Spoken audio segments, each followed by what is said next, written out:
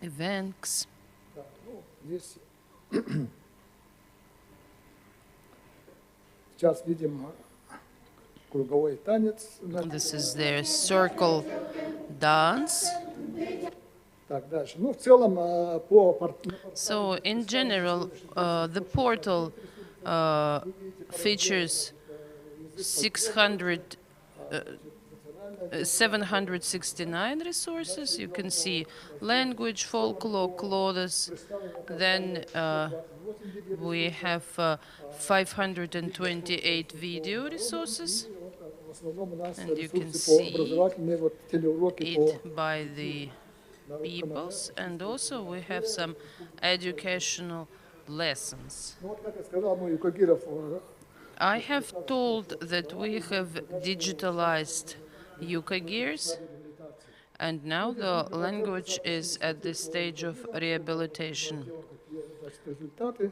Вот количество на портале по This is the amount of information on the portal by the peoples. In 2022, under the state program of preservation of state languages, we have planned 4 expeditions, and 2 of them have already been completed, and in December we have 2 more, and we have signed agreements with the Museum of Music and Folklore, National Library, and the colleagues from other universities. полнотекстовый доступ.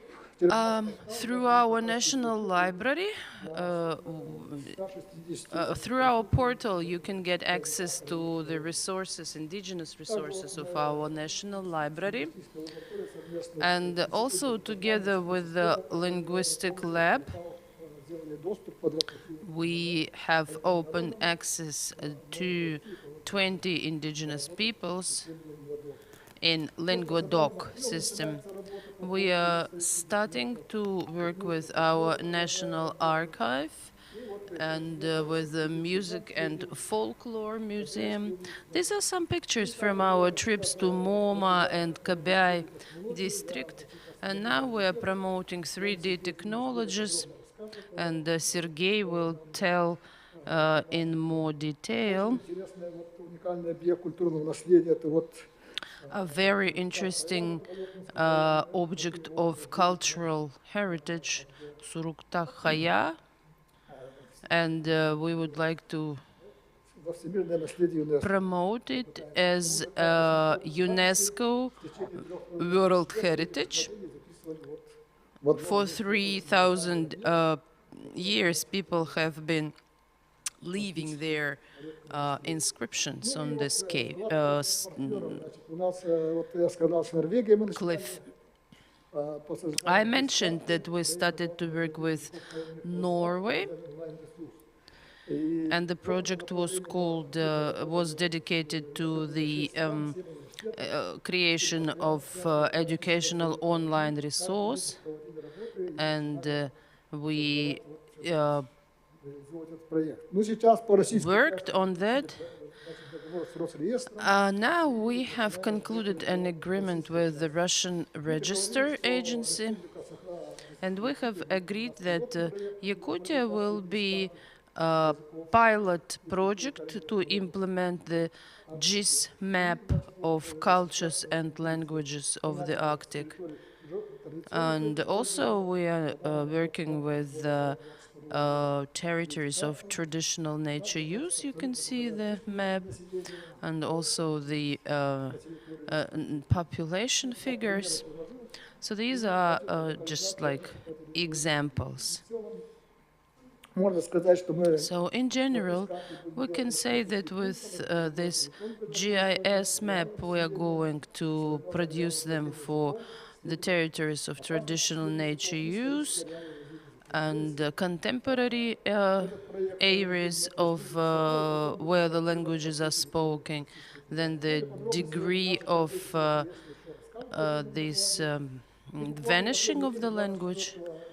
And last week, we reported in the Ministry of Foreign Affairs on the program of the Arctic Council, and these are the words by Minister Lavrov. He said that it would be one of the key projects of the Russian Federation. Thank you. Спасибо большое. Thank you. Are there any questions? Да, с места можно ответить на вопросы. Yeah, you could accommodate the questions if there are any. Если возникнут вопросы, Okay, so if you do have any questions, you can email them. Добрый день. Анатолий Васильевич, скажите, пожалуйста, да, вот я как-то к вам обращалась на одной из конференций. Mr. Zhozhikov, please tell me, it is obvious that your map includes the entire Arctic. If we speak about the Russian Arctic, Малочисленным причислены и две субэтнические группы. we have two sub-ethnic groups like Pokhotsk and Russkое Устье residents. What about them? Определенным указом на территории нашей республики к малочисленным коренным народам Севера относятся две субэтнические Two группы. sub-ethnic groups of Russians, Получается, Russkое Устье and Pokhotsk. They belong to indigenous peoples of the Republic of Sakha. So what are your plans? Наша республика, мы, конечно, эту карту сделаем, все равно мы Yes, of course, we will include them in this map because they are considered indigenous peoples by the law of the Sakha Republic. But the Russian law, it doesn't see them as indigenous peoples. And our colleagues who are going to travel to these places, they're going to work with these спасибо. sub-ethnic Если groups. вопросов нет, мы идем дальше. If we don't have more questions, then I would like to give the floor to Alexei Tsykarev, По вопросам коренных народов, член руководящего the deputy chair of the Permanent Forum of the United Nations on the Indigenous Peoples в контексте международного and the member of the steering committee of the International Decade of Indigenous Languages. Дорогие друзья, Тервех Тейла. Good afternoon, dear friends. I'm very pleased to be invited to speak in front of these esteemed audience at the Northern Sustainable Development Forum. This is not my first visit to Yakutsk, and I'm always very pleased to visit Yakutsk because the indigenous issues are in the focus of Yakutia, and they have always been, and I would not exaggerate if I say that this region in Russia and globally is one of the leaders at the platform of the United Nations Permanent Forum. Sakha Republic is a frequent visitor, and some practices from Yakutia have been taken into account in the research of the UN forum. Such practices as ethnological expertise, a law on the official languages of Yakutia that gives a high status to the indigenous languages, together with the two state languages. And of course, the second decade of Olonho epic, I think that it can be also considered the best practice in the preservation of intangible heritage, and also the catalogs that are being published within this decade of Alanho epic. Now I have to say a few words about the mandate of the Permanent Forum. Вниз надо? Все понятно. Да, мандат постоянного форума предусматривает... So the mandate of this permanent forum, it implies the discussion of issues that touch upon indigenous issues in such areas as socio and economic development, human rights, environment, culture and education. So this is quite a wide range of issues. And within this discussion, 16 experts from the 16 experts from the permanent forum, they prepare their recommendations and do great work within the system of the United Nations with the foundations and programs and agencies of the system for them to take into account the indigenous rights and to apply the legal approach. You know that we have begun the International Decade of Indigenous Languages.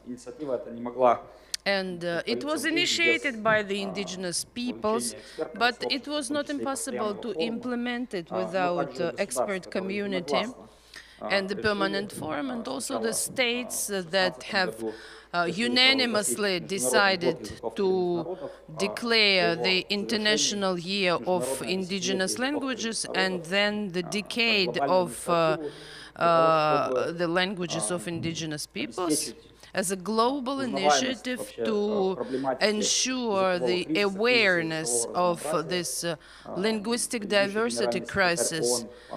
And Ban Ki-moon, the UN Secretary General, kept repeating in all his speeches that every 2 weeks one language was disappearing, but then UNESCO doubted that this was a true statistics, but the general trend is understandable that a lot of indigenous languages could disappear before the end of these 100 years. So the announcement of this decade is not something symbolic. It's rather a practical approach, and we aim to change the situation so that in 10 years we could change the policies of many countries and the legal framework and to implement some practical steps. And most importantly, what we should do is to give the indigenous peoples and the legal communities to identify the priorities of their linguistic development and provide them with instruments and financial instruments to implement the initiatives. And the Permanent Forum identified such initiatives as the establishment of Karel Language House, then language or linguistic nest methodology in kindergartens in Taimyr and other regions of Russia and the world. And the initiatives of Shawnee people of declaring their own decade of Shawnee language and announcing the state of emergency for Shawnee language, an initiative for establishing of Ibero-American Linguistic Center for Cherokee people in the United States. So the initiatives are very numerous, and to exchange the best practices and to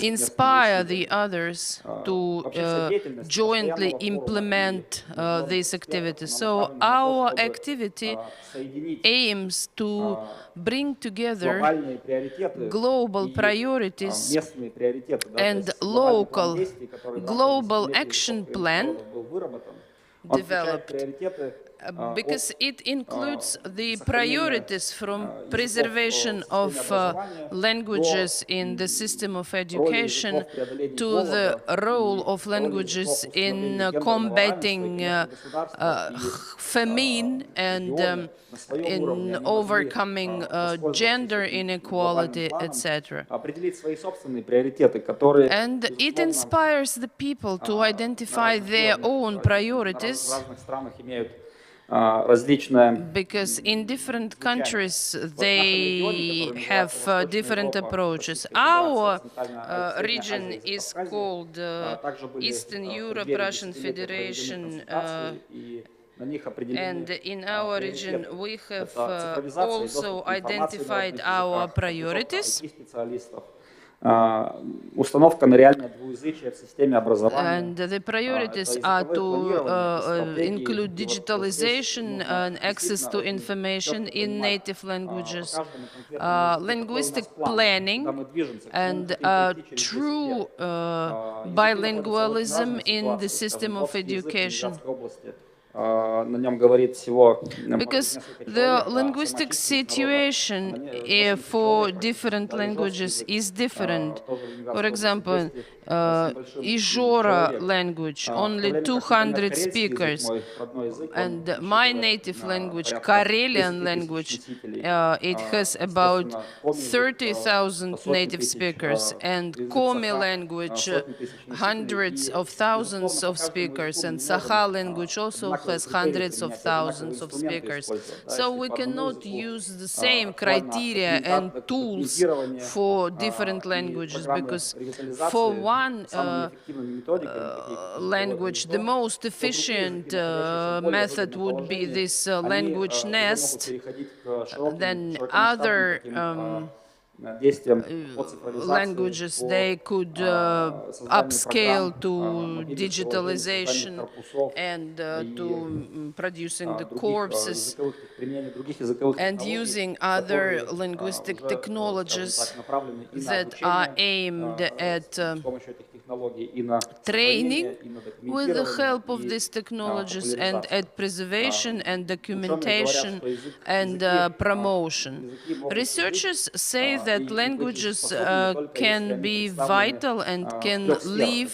only Это if they образование, это operate государственное in three управление areas: и средства массовой education, информации. Но, наверное, state нынешняя эпоха, governance, конечно, and добавить mass сюда media. и цифровую And I think we should add без cyberspace, присутствия языков в этом пространстве because мы не without можем languages in полноценно cyberspace, привлекать молодежь, we в том числе, cannot и fully engage давать им youth возможности and для give them изучения языка, в том числе opportunities изучения to языка study their из мест languages, нетрадиционного проживания, да, потому что мы знаем, многие живут в including городах, многие the переезжают в другие studying регионы. of Есть languages in запрос на изучение non-traditional родных places языков, но, к of сожалению, не residence. поспевает And пока за этим запросом unfortunately, скажем так, we cannot предложения meet в области the цифровых информационных demand технологий. for studying Российская Федерация, кстати говоря, native в languages. своем And национальном плане Russian действий Federation, тоже приоритеты, in как вы знаете, its определила. Это national культура, action это plan, образование, has also identified the и priorities: цифровизация. culture, Цифровизация вошла в education, в and эти приоритеты. digitalization.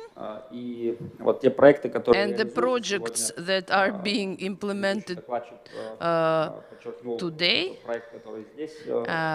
we have heard Mr. Zhozhikov Этот проект about Совета. the И, Arctic Council project.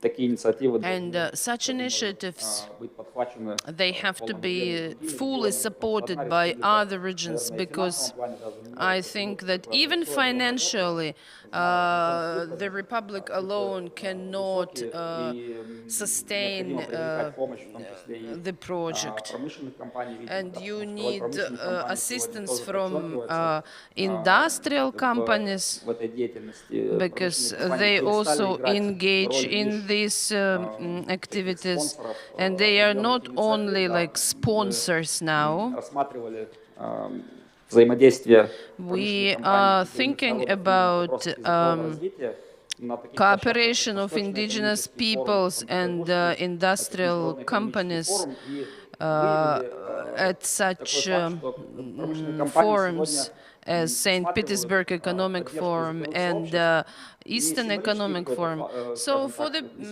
companies, supporting languages is not some symbolic action. No, this is an investment to the sustainability of their business, because the better indigenous people live, the more sustainable the business is. So the better relationship, the better dialogue, the better business. Companies now understand it, and they make long-term investments, not just some single-time actions. So all these actions, they may result in getting the budgets that would be adequate to the challenge, and because this UN Permanent Forum call upon for the states to spend funds on linguistic policies at least as much money as they have spent on the policies of assimilation or rejection of languages. And in different countries, the relevance of these issues, they also are different. But the idea is that it has to be prioritized. So if the states at the UN General Assembly say that linguistic development is their priority, then they have to provide relevant funds.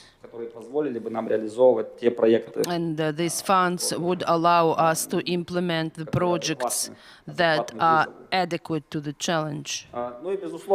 And certainly, many Russian scientists, including the Andrei Kibrik, the head of Linguistics Institute, expressed the idea that just, school alone is not capable of solving the problem of language revitalization. So we have to apply the entire range of measures. And we do understand that nobody is able to solve this problem alone. This activity has to bring together indigenous peoples, authorities, enterprises, healthcare, and educational institutions. At this year's Permanent Forum session, there were a lot of presentations and reports from the youth who required to acknowledge that language is a factor of health, of spiritual and mental health.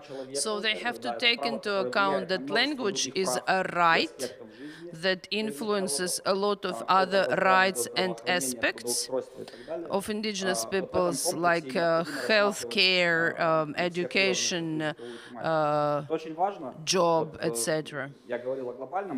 I was talking about a global plan, but the global plan is like a priority, but we also downscale, which is closer to the indigenous peoples, the level of municipalities, regions, and even institutions. They can also make their own plans for the decade and to implement their plans, of course, in collaboration and fully engaging indigenous communities. Last year, a workshop held in Murmansk that brought together many Russian Arctic regions on localizing the global plan, and for those who have not elaborated their own action plans, they can get acquainted with this document, and it is not too late to develop local plans. And briefly about creative industries and intangible cultural heritage. because these issues, of course, are interrelated, because language is a part of intangible cultural heritage, because it contains traditional knowledge that can vanish if we lose the languages. And so the Permanent Forum connected these two issues, the intangible cultural heritage, creative economy, and the issue of linguistic development. And it offered that the United Nations for Industrial Development, together with the countries, develop the system for producing the creative indigenous startups and measures for the preservation of intangible cultural heritage. And as I have learned from Mr. Pagadaev, in Yakutia, this system of supporting startups is already in place in Yakutia, which proves that these efforts at the global and local levels, they combine with each other, and I hope that other regions will follow this example. Unfortunately, this wave of elaborating regional legal framework is quite slow now. I have recently been to Khakassia. They have elaborated this legal framework and this target state program for supporting Khakassia language in Khanty-Mansiysk Autonomous Okrug. This is the first district to support creative economy. And there are such regions, and my own region, Karelia, they are now quite behind other regions. They are not even thinking about developing such issues. But this is what our forums are for, to exchange experiences and to inspire each other for the actions that should result in very fruitful outcomes. And it is important that there is this federal legal framework.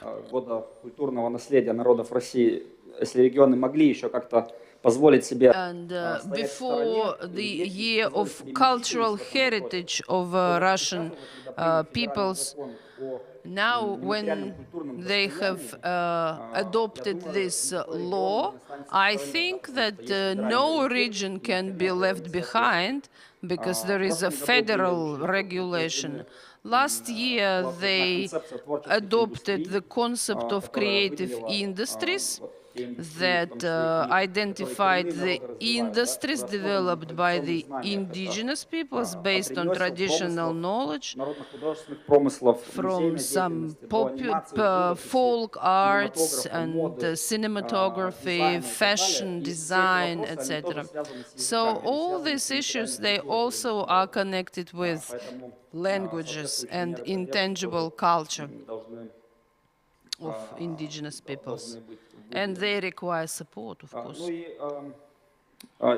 Коротко еще последнее, что я скажу, да, это я уже упомянул рекомендации постоянного. I have already mentioned the recommendations of the UN Permanent Forum on Indigenous peoples that I represent.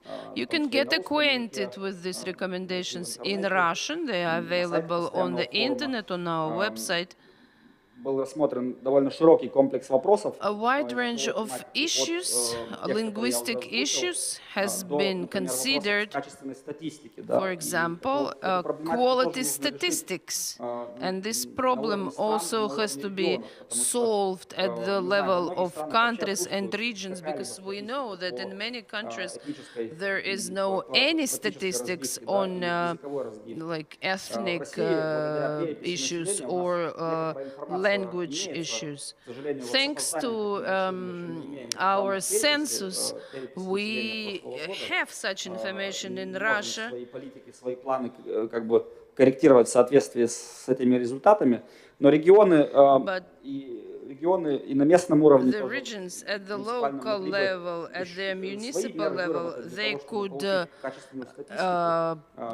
develop their own measures to get quality statistics in terms of languages, and then this data would go global, в общем, без этой статистики они не могут, because at the global level, without these statistics, they скажем cannot так, оперировать данными и на operate the глобальном data уровне разрабатывать какие-то and программные develop документы. some global documents.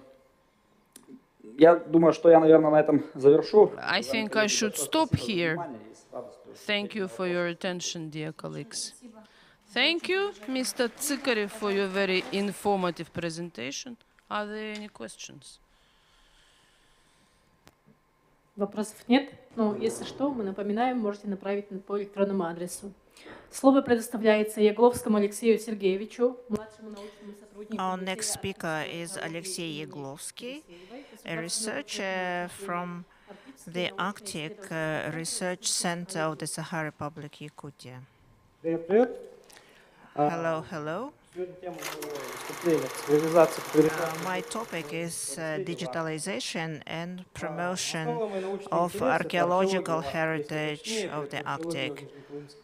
So this is the archaeology of the Lower Kolyma, of the Eskimo Тем не менее, в cultures. рамках моих исследований встал And, вопрос о разъяснении и популяризации данной работы. К примеру, о том, что предки современных инуитов когда-то жили в устье So Колымы, the думаю, многие из вас ancestors впервые. of Inuits lived in the Lower Kolyma region, and that's a fact. Собственно, давайте Probably you проведем have краткий you didn't know экскурс в about. историю, чтобы иметь So let's понятие, о go чем back идет речь. and Перед вами карта to see. Междуполярского Here you see района. the map of the Lower В ней Kolyma отмечено region, 52 and you обнаруженных, see зарегистрированных 52 или существующих археологических sites, памятника. Это стоянки, archaeological обсуждения, виды sites, строп. Они обозначены красным цветом. sites, and Как вы видите, also большинство из них burials. находится в So бассейне most реки of them Колыма. are located in the Не потому, Kolyma что River люди только basin, там not жили, because а people потому что lived только only там there, проходили исследования. but it's Что because касается we товарного did естественного our проверки, excavations there. работа дальнейших исследований. Первые раскопки So археологического first памятника archaeological Колыме excavations in the Kolyma area in Arctica were done by Gavril Sarychev. This is the person who made the full map of the Baltic Sea, and before that he went on eastern expeditions, and they were stopped by ice in the Bering Strait. So he found a bay there, which was named after him later on. And he found some dwellings in ground. And so he excavated some samples and took them. So more profound academic research was done in the Soviet Union by academician Akladnikov, who in 1946 sailed along the Kolyma River and went to the Sarychev Bay. And his work was continued by Sergei Kistenyov, who discovered most of the sites. So here we see the material culture from the Rodinskaya burial. So this is the female jewelry, and you see those small sequin is made from пирсинга, называется лабрет. from pearl shells. Это, собственно, материальная культура. Here you see the samples of the material culture of bearlings. So we have some nucleus for blades and various scrapes. And here you see the depression in the ground because people used to live there. So I questions myself, how can I make this knowledge known to people? So I decided to use some simple and accessible instruments, and first of all YouTube. So I made several videos and posted them there. So let's have a look at one of them. Видео нету. Появилось.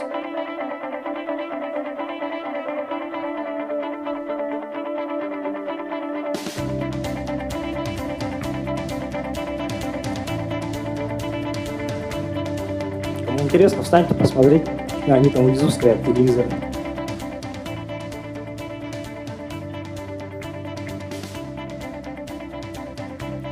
So this is the lower Kalama region. Поменьше заумной информации, но текст So it's mostly visual and the text is compressed, but you still see the necessary information here.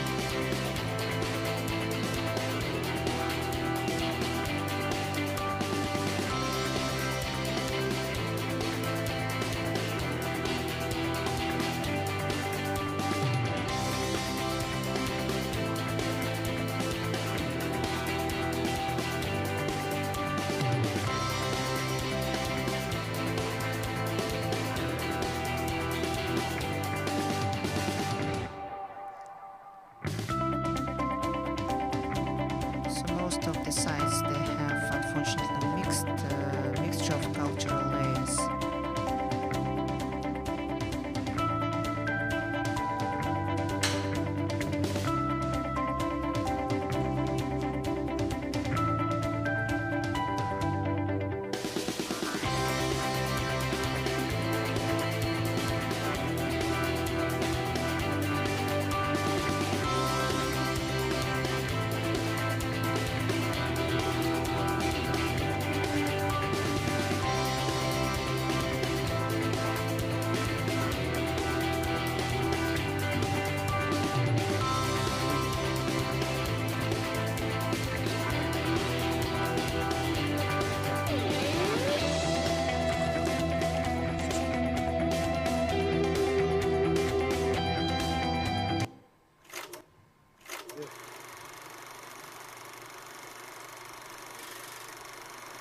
Ну, ролик заново запустился, можете выключить тогда. Там дальше была как раз самая главная фотография этих самых стоянок. So the photos of the sites were followed there И прочие их места, где они находятся, примерно. in the video. Красивая такая картинка.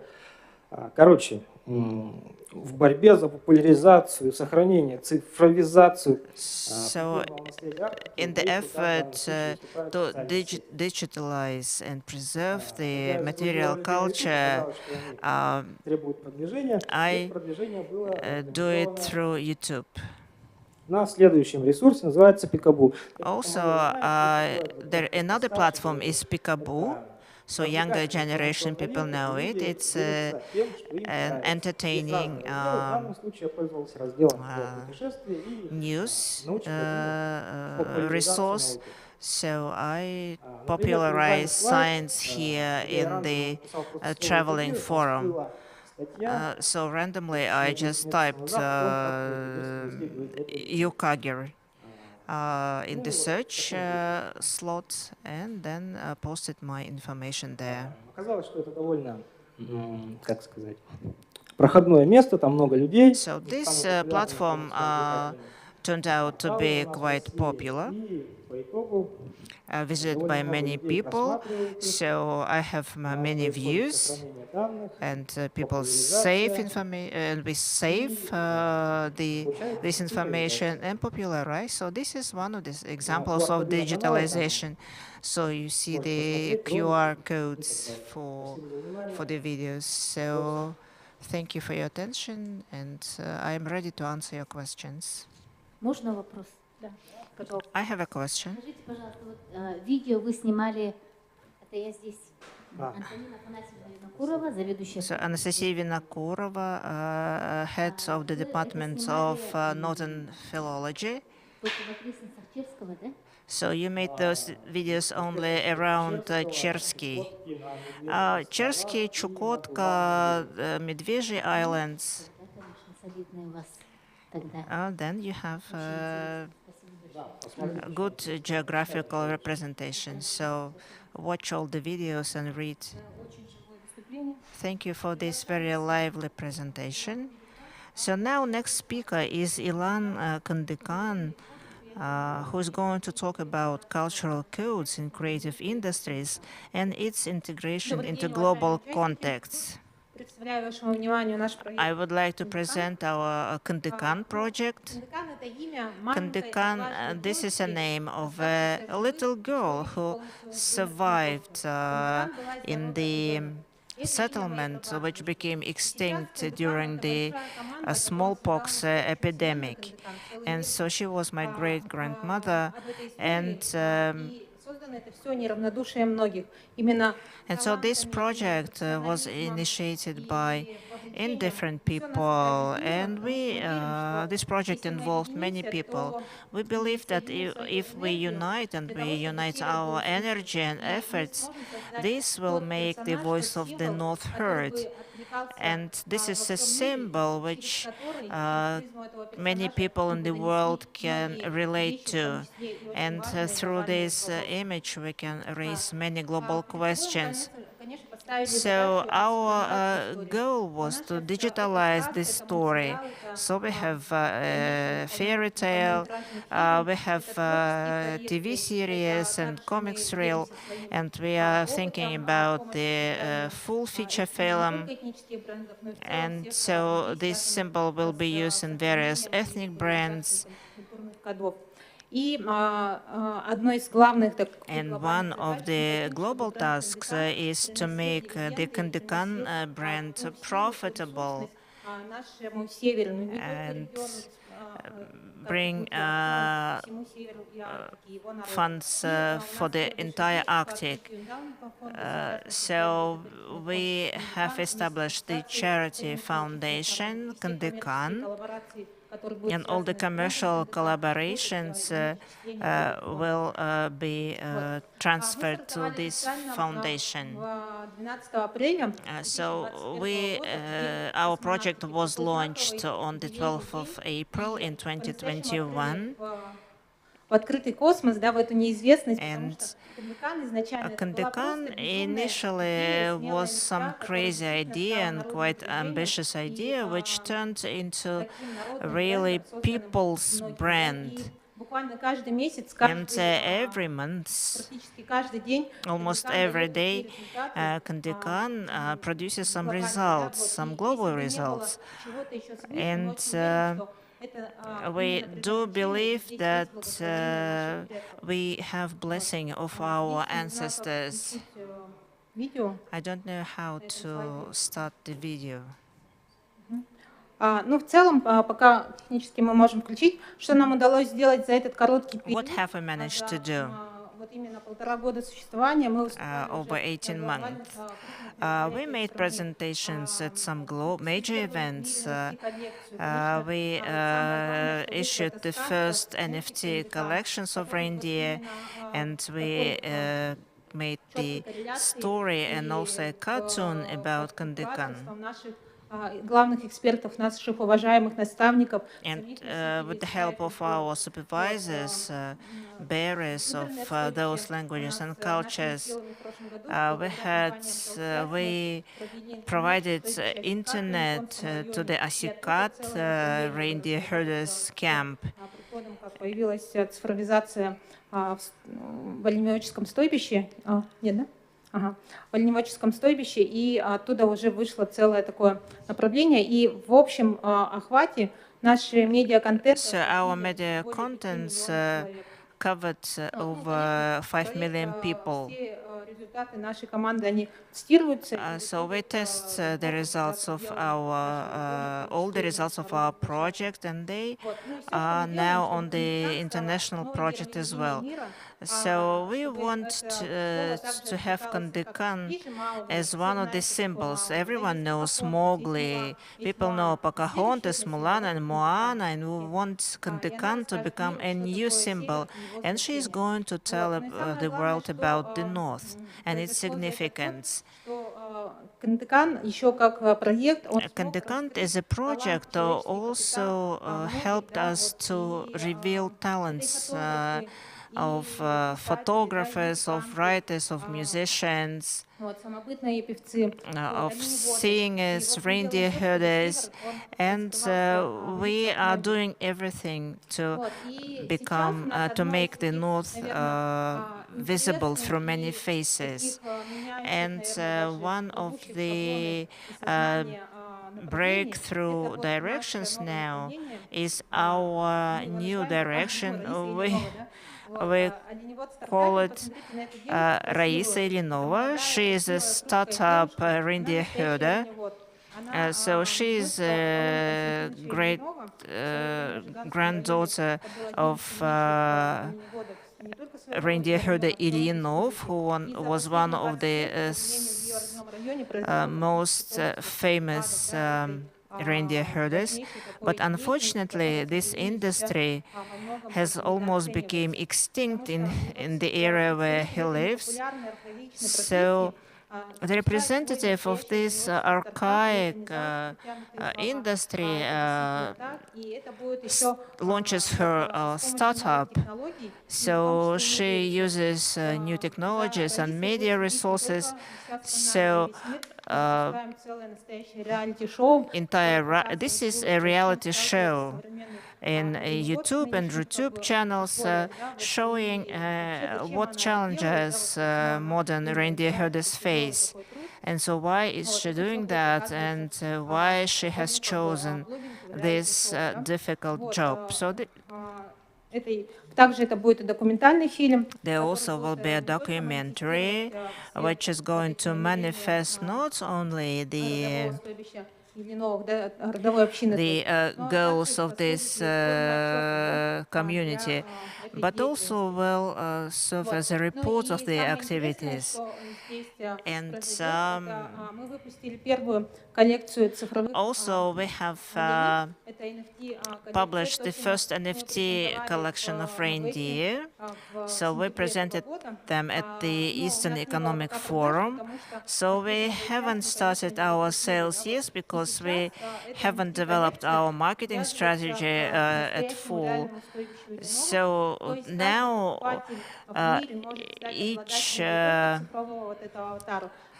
purchaser in the world is not only buying this NFT figure, but also is becoming sort of like a sponsor of one reindeer in the real herd, and will be able to receive information about the reindeer and track the movement of their reindeer.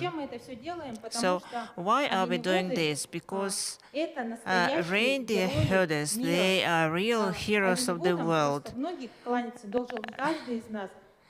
And we all must be grateful to reindeer herders because reindeer herders, they are the guardians of the North. We have this image of cowboys. And this is like just actually empty image, but reindeer herders, they are real heroes. Our major directions for the years 23-25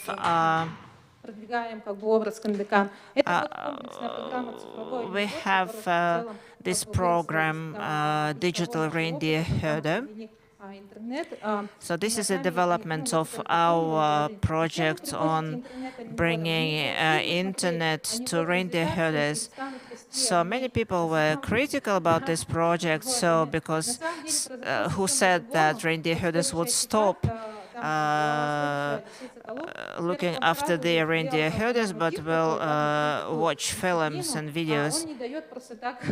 Интернет, да, он отключает как бы Wi-Fi. Вот когда все дела сделают, вечером он как бы включает, это вот эта форма связи, они смотрят спокойно. Well, they, one of the heads of the community, reindeer herder communities, he has the limit of the internet time. And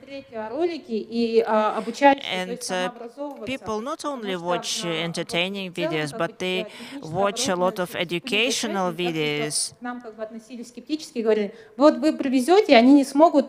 Also, people were skeptical if reindeer herders would be able to maintain satellite receivers, but they managed to do it very well. So they watched videos in the internet which helped them to position the receivers correctly. So Alexei watched it in YouTube. So, for example, they use these technologies. They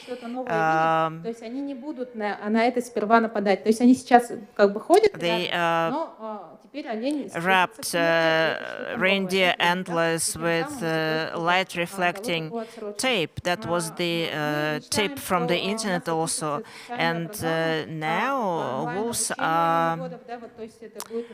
don't attack reindeer.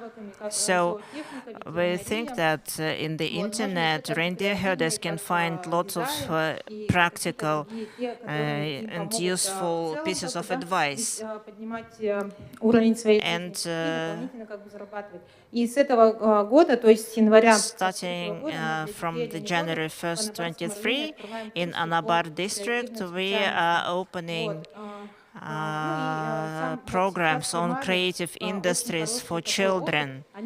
So in Yamal, they have a very good practice of having digital passports for reindeer with veterinary data. And we also would like to introduce this practice here in Yakutia, because also we want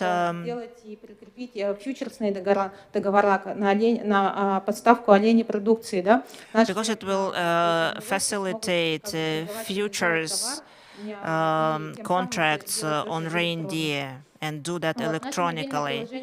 So our mobile application Asikat, this is a social project which one of the members is the Department of Indigenous Languages. не могли бы это реализовать, да, и здесь сейчас на данный момент мы разработали техническое задание. So we have the technical requirements developed for the programmers, and now we are going to involve the Department of Indigenous Languages to help us to fill it with the data on indigenous languages. It's a mobile application for learning indigenous languages. So unlike other applications, this vocabulary of 2,000 words, this is my personal problem. I was born here in Yakutsk, and so it wasn't fashionable to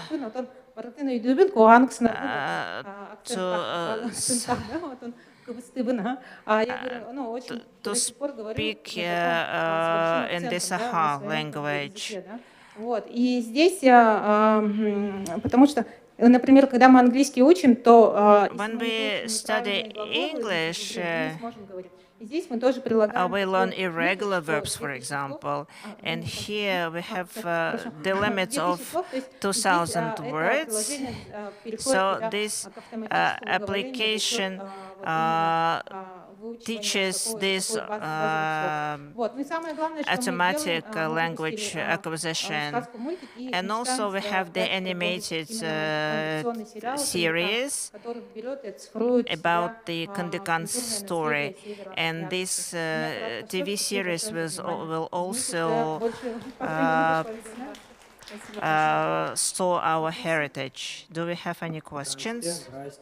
Еще раз, Алексей Сергеевич, можно вас спросить?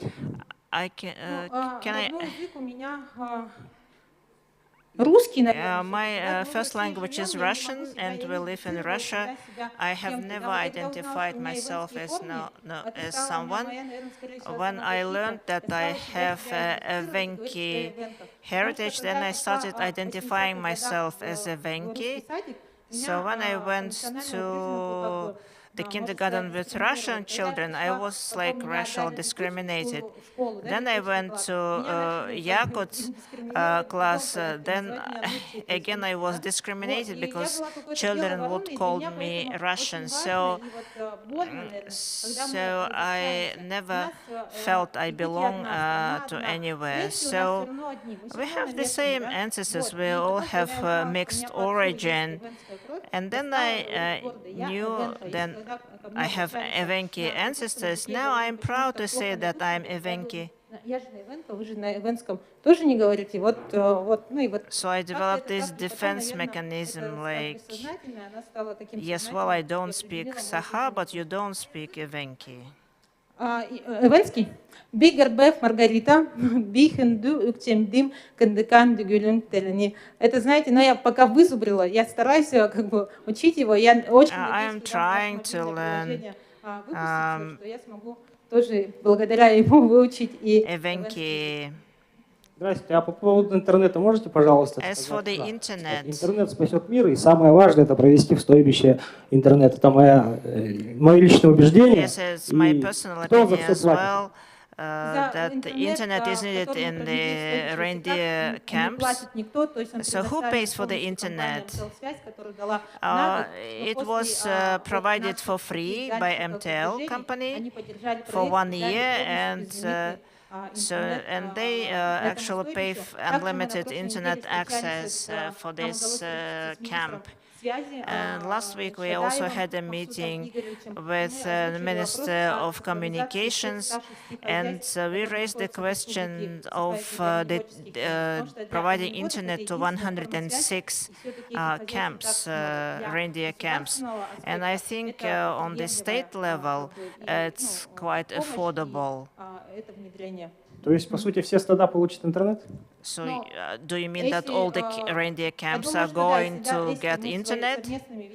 So if we try, I think that we can push this question forward, and there will be digital equality. Скажите, пожалуйста, на Thank каком you. этапе находится продвижение мультфильма? So what about the cartoon? The cartoon was released this year. It's a short cartoon.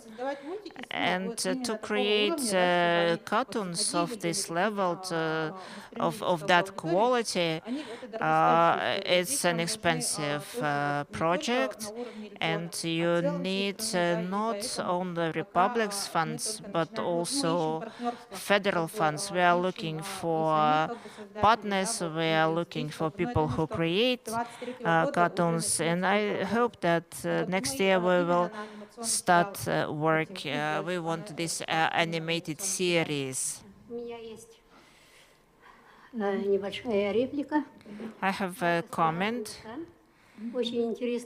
It's a very interesting presentation, and I want to say that Kandikan, with her project, made quite a stir in the world, and regarding the revival of indigenous languages of the North.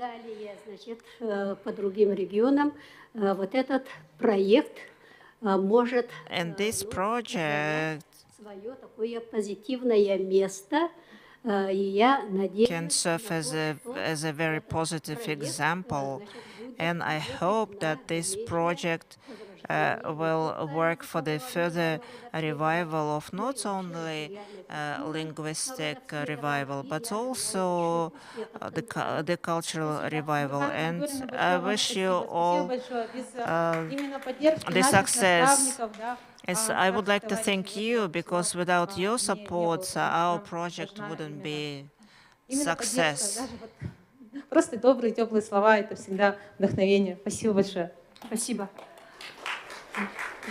Так, мы переходим к следующему So спикеру. our next speaker is online, is Andrei Mukhin, Deputy Head of the Department of International Cooperation, Information Policy and Special Projects from the State Registry Agency, who is going to talk about the map of languages of indigenous peoples of the Arctic.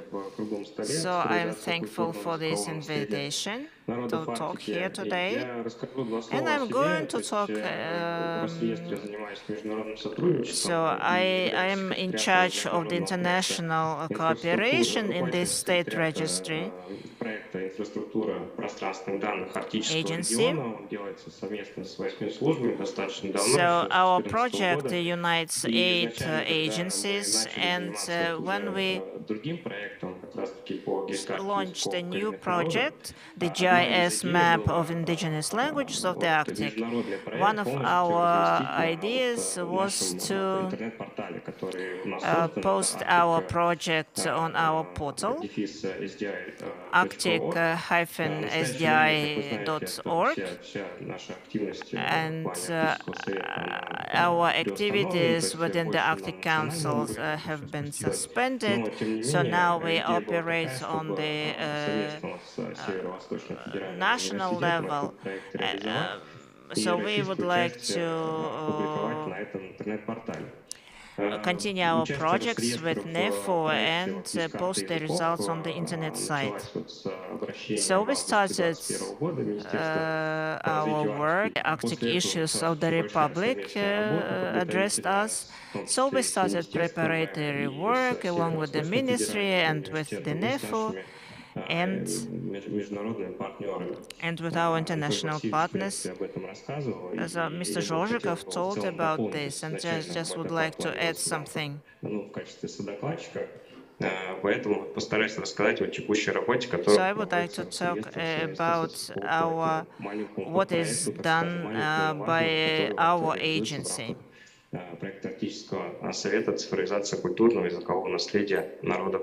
So this is only the part of this project on the digitalization of the cultural heritage.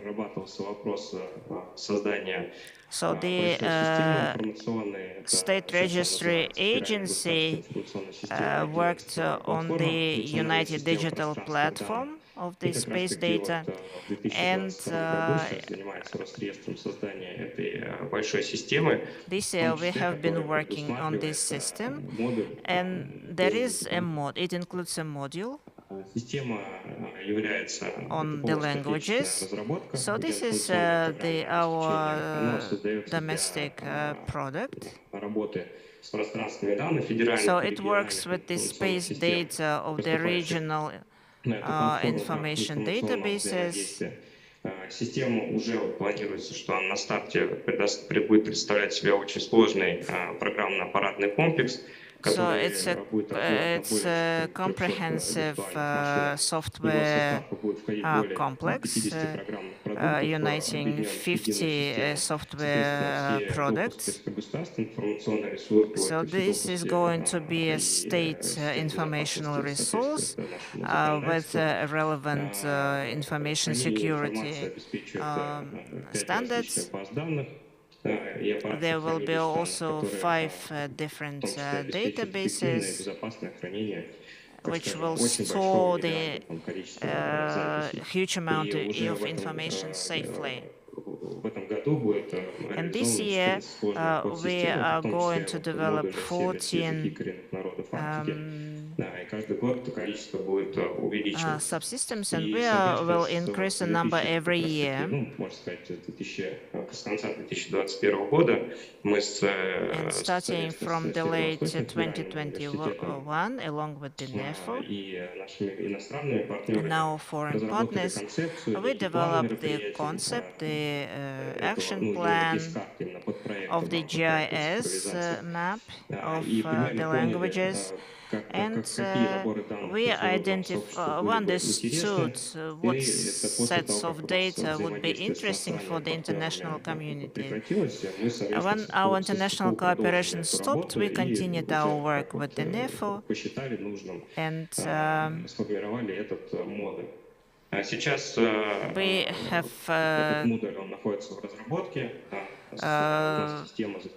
continued our work on this module, and so it will be launched in early 2023, and it will supplement the resource on the indigenous peoples of Russia. Публичном портале национальной системы пространственных данных. Это вот внешняя часть информационного ресурса. На карте планируется So представить the map следующие тематические will наборы have данных, которые the Всевышний following Бог set of оговорил. data: Это территории традиционного природопользования territories of коренных малочисленных народов traditional nature Севера и Арктики, use ареалы of расселения indigenous коренных people, малочисленных народов, their современные ареалы habitats, владения языком, степень опасности modern человека, areas который of грозит определенному language command, языку коренных малочисленных and народов, the исторические extent ареалы of владения языком. endangerment of И the languages. сейчас у нас, то есть это проектирование модуля идет Now самого, и we данные, are соответственно, designing мы the взяли module, вот за основу and we Якутию. use Надеемся, the что у data нас from уже Yakutia, какие-то к концу and года we hope that by отображения the end of появятся the вместе year со we will структурой. have Посмотрим, как у нас эти наборы some данных на information Якутии posted будут already. отображаться. То есть, в принципе, этот модуль, это не So значит, this что те направления, те наборы данных, module которые там указаны, это догма, это модуль, он does призван not развиваться дальше. is intended to be И я developed очень надеюсь, further. что, скажем так, эта работа внесет очень существенный вклад And I вообще в hope that развитие this work will make цифровизацию a культурного и цифрового contribution наследия into в международный проект в digitalization of будущем, если cultural heritage, будет иметь такой статус, and как работа it продолжится в рамках can международного be проекта. extended into Очень an полезно было бы international как научному project, сообществу, так и для and it will be федеральных of и interest региональных to государственных органов academia, власти, потому что за to основу state планируется взять authorities, в том числе данные because статистические we are из going to Росстата. use Пока у нас, statistical например, data from данные переписи Росстат. у нас должны были быть уже в октябре этого года для того, чтобы взять их за основу, но результаты переписи задерживаются по информации из Росстата So до we января 23-го. expected Тем не the менее, results of the где-то last было принято census решение in взять Якутию как October, передовой but регион. И я думаю, it's что у нас taking longer, все so we скорее hope to получится. obtain them В in принципе, у меня все. January. Это был такой короткий So доклад без that's презентации. all. Надеюсь на This is a дальнейшую short работу, в том числе вот с presentation, научным report сообществом. without Спасибо большое за presentation. внимание. Thank you for your attention. Напоминаем регламент выступающим 10 минут, соблюдаем обязательно. Вопросы есть выступающим? Докладчику? Нет? Дальше, давайте. Спасибо большое. Идем дальше. Спасибо. Приглашаем Васильева Сергея Ефимовича. Now I would like to give the floor to Sergei Vasilyev, the head of laboratory of the Physical and Technical Institute of our university, who is going to speak about the 3D laboratories of the Arctic, the project of creating digital copies of the sites of historical and cultural heritage of the Arctic peoples. Good afternoon, dear colleagues. I would like to tell you about the project that we have been working on for several years. Нижняя кнопка. Нижняя. Все понял. Да. Мы с вами живем в многомерном мире, в котором We live in a multidimensional world where different objects and subjects and phenomena and processes are intervened and interact with each other. эти связи очень сложно, конечно, These links are quite difficult to join in real situations or to separate them for simplifying them. But when we talk about Alanho epic, this is an epic monument. We describe and we can see the description of warriors' armor or horse armor and the jewelry of women or decorations of housing. So when we talk about cultural phenomena or folklore, we cannot separate intangible heritage from some material objects, from something that surrounds us.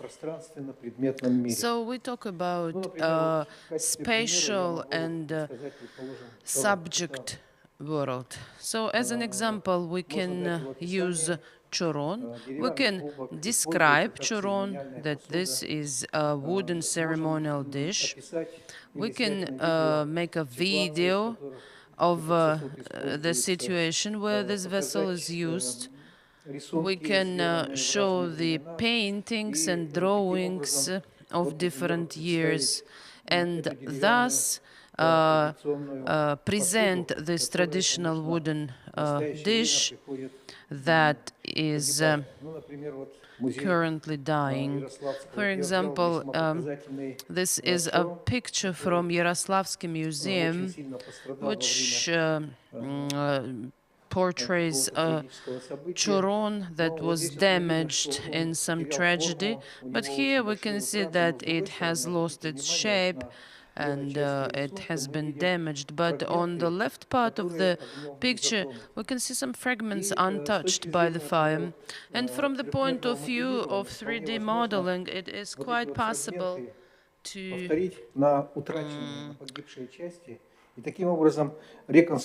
reconstruct these fragments and to reconstruct the entire object. This is not a photo, this is a 3D model.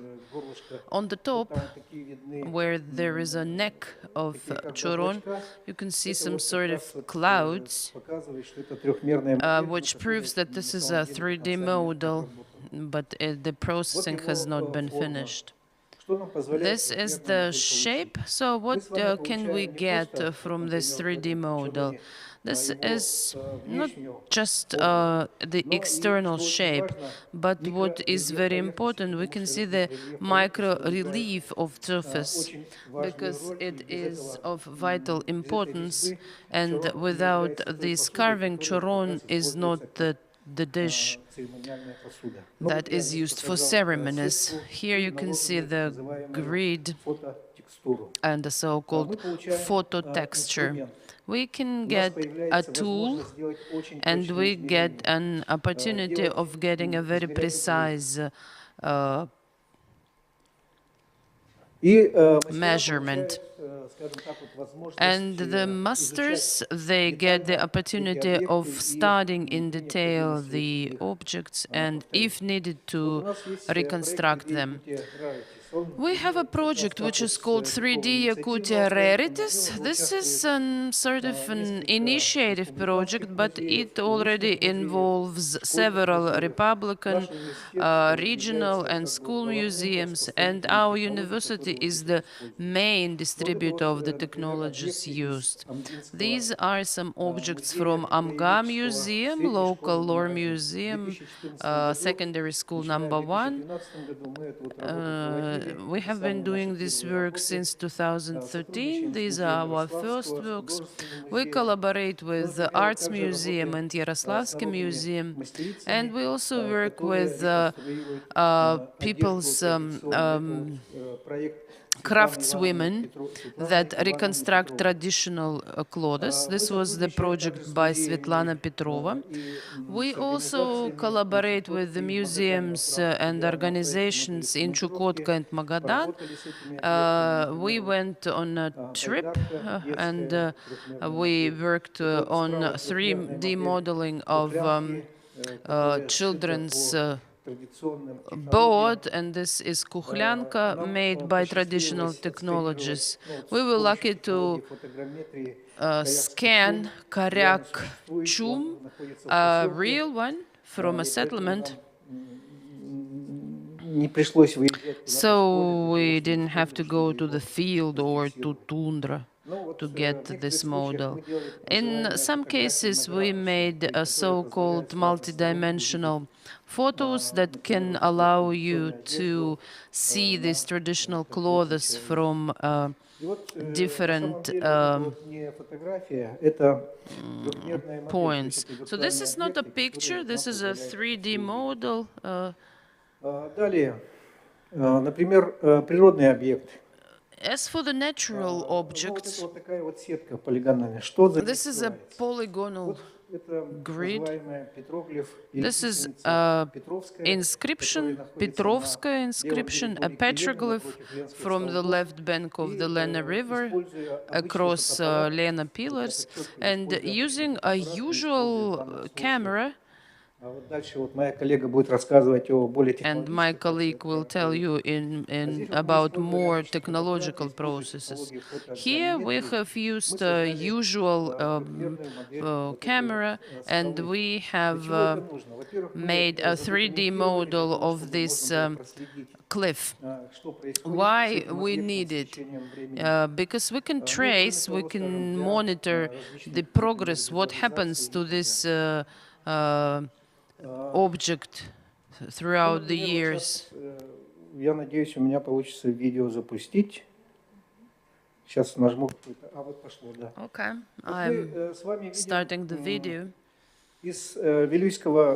This is from проект раритеты Вилюй. И вот вы обратите внимание, the rarities of Вилюй. So this is not a real object, it's a 3D model. Так называемой технологии дополненной реальности, которая augmented reality. исчезла, и поэтому мы видим этот объект. Ну, другой объект сейчас я постараюсь тоже показать. I will now try to show another На самом деле это тоже виртуальный объект. object. This is also a virtual one. There is no any real object in this video. And when we put them together, we saw that this virtual object looked better because it was photographed under a good lighting. Ну, есть мировой опыт. There is a global experience. I think that one of the richest museums of the world, Smithsonian Institute, that digitalizes the objects, and we have also now established a scanning center under the Mammoth Museum, but I think that I have forgotten to include it in my presentation. So what is our proposal? 3D rarities of the Arctic. I have just been to an event in the National Arts Museum where I learned that they have established the Association of Arctic Museums. What does it give? We have a direct approach, access for the museums using quite simple but also complicated technologies to make 3D copies of these objects, because with this we turn these real things into bits, into information, and then we use some technologies, and we again turn it into atoms again. So museums can provide the entire cycle from preserving and studying and disseminating this object. They bring it back to the museum. And so by using these modern technologies within the projects that are being discussed, we could implement such project. For example, we teach these disciplines in our university. For example, one of my students, he has digitalized 22 exhibits from a museum. And also we plan to teach students. I'm out of time. Thank you for your attention. Thank you. Maybe there are some questions to Sergey. Okay, thank you. We are ready to share the technologies, and we propose cooperation. We cooperate with the schools. The next speaker is Vasily Bachkarev, junior researcher of Yakut Language Department of the Institute of Humanities and Indigenous Peoples, Electronic Corps of Yakut Language. Good evening. Я буду рассказывать о Национальном корпусе языка Саха. I will tell about the National Corps of Sakha language. What is corpus? Является In its essence, it's an archive of various texts подается пользователю which is presented to the user through special purpose filters. И корпусы, они these corpses, they, in their essence, they are similar. For example, this webcorpora.net is a collection of various corpses. Ruscorpora is Russian, Kalmcorpora, and Linguadoc. Например, все корпуса одинаковые, я так сказал, потому что... I have said that all corpses are the same, but the same is true for other things. You can see that this is balalaika and this is Kırımpa. One was made by a Russian man, the second one by a Sakha person. So this is matryoshka and our wooden cows. The children play with them, so they perform their functions in a similar way, although they look differently. Or this is like a Russian house or Sakha balagan. Ага, а хата это украинская, ага. Yes, I'm sorry. Так. И вот. Все, что создается людьми, everything that is made by people functions in the same way, but of course it has some national peculiarities. из-за этого толпа превращается And it turns crowd into a nation. Поэтому мы решили создать That's why we have decided to create our corps своими силами. With our own efforts, and it has its own engine, and it operates in Russian and Sakha, taking into account the peculiarities of Sakha language. For example, most other corpses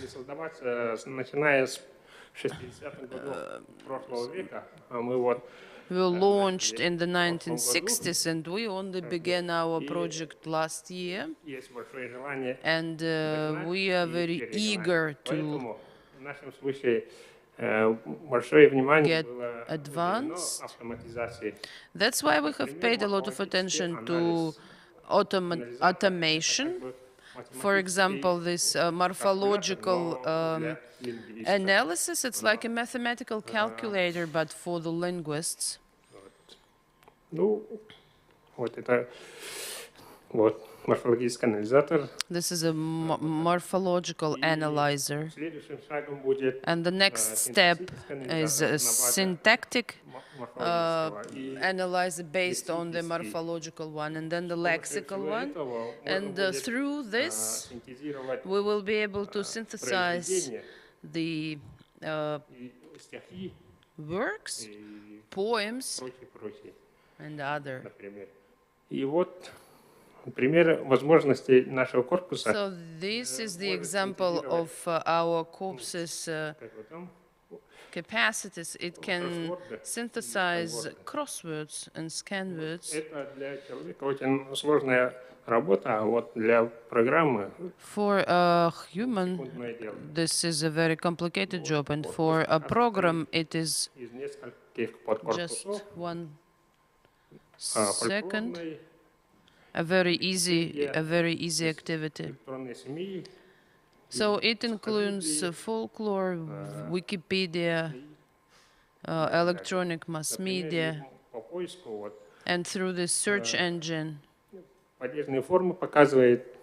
it shows the cases, the constructions. Как-то так. Так, и вот. Содержит синтезатор голоса. So it contains a synthesizer of a voice, so you can listen. Ну, цель это собрать, сохранить и способствовать развитию. So what is the goal? Is to preserve and to promote, and the mega goal is to ensure the immortality of a nation. How can we achieve that? В следующей ночью может присниться каждый из вас, потому что я уже вот... This night I can dream I can see each of you in my dreams because I have heard you speaking and I have understood what sort of person you are and how you will respond to various situations. And when a person thinks, he thinks with words, and words is speech. So this is like the listening, the audio of your thinking activity that can be digitalized and processed. Можно как бы, так сказать, сохранить and can be preserved. So the image of a person can be preserved, and this image автономно работающим. could be autonomous. It can function autonomously. And I think that a soul does exist and ghosts also exist. So this corpus linguistics, with the help of this corpus linguistics, you can clone the soul of a person, and using these 3D technologies, you can revive and preserve this epoch. Спасибо. Вопросы? Thank you. Are there any questions? Вопросов нет? No questions. Спасибо. Let's move to our next speaker. Про исследовательские и просветительские проекты филологического факультета как средство продвижения языкового наследия русских. Research and educational projects of philology faculty as a means of promoting linguistic heritage of Russian old-timers of Yakutia. I would like to give the floor to Galina Zhandorova, the Dean of Philological Faculty. Good evening, dear participants. I will tell you about the research and educational projects of Yakutia as a promotion of Russian old-timers. So in Yakutia we have this old-timers, Russian old-timers linguistic culture, and the research of transformation of these people's speech culture in modern conditions have defined the specificity of our projects. Our faculty, Якутского государственного университета, начиная с 1946 года, starting 1946, has been conducting philological and folklore expeditions где проживает русская старожильческая to the areas where Russian old-timers live, and work with linguistic and folklore materials is accompanied with ethnographical sketches.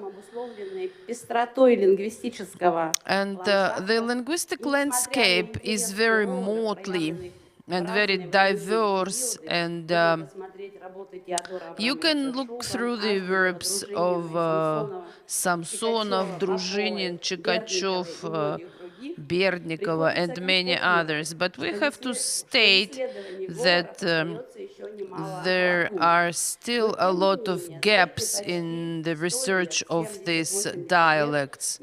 But still, throughout this almost 100 years, we have collected a huge amount of philological materials that include audio and video materials, fairy tales, and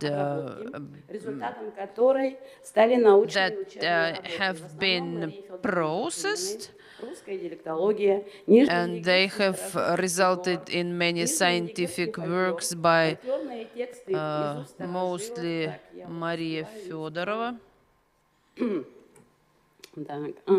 Словарь русских старожильческих говоров на территории Якутии и материалы к фразеологическому словарю, которые все были высоко and she has produced many scientific works. Научный труд. И перед филологическим факультетом And our faculty is now challenged with the task of digitalizing this 100 years of heritage of several generations of enthusiasts and educators and the collectors of these dialects. And we have to publish a certain national corpus of these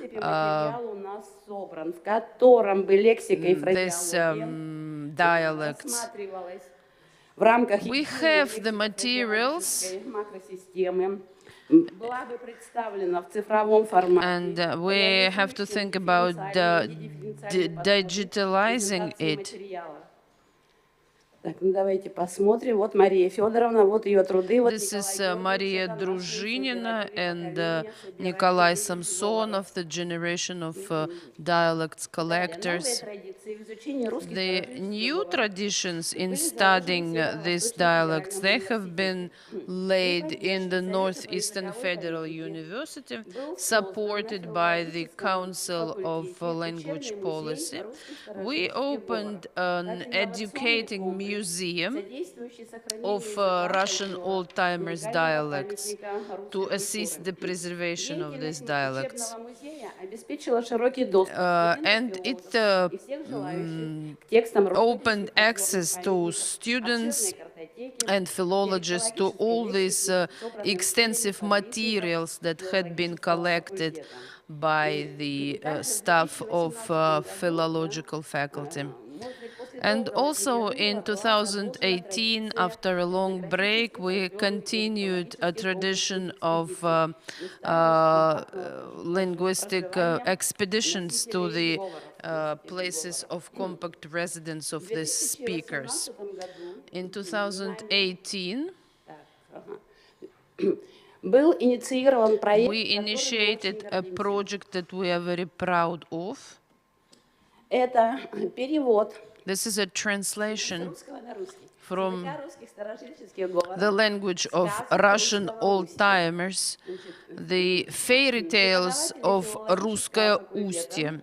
The teachers of the lecturers of philological faculty, they translated these fairy tales from the dialect to the modern Russian language. And these fairy tales, they are very, very unique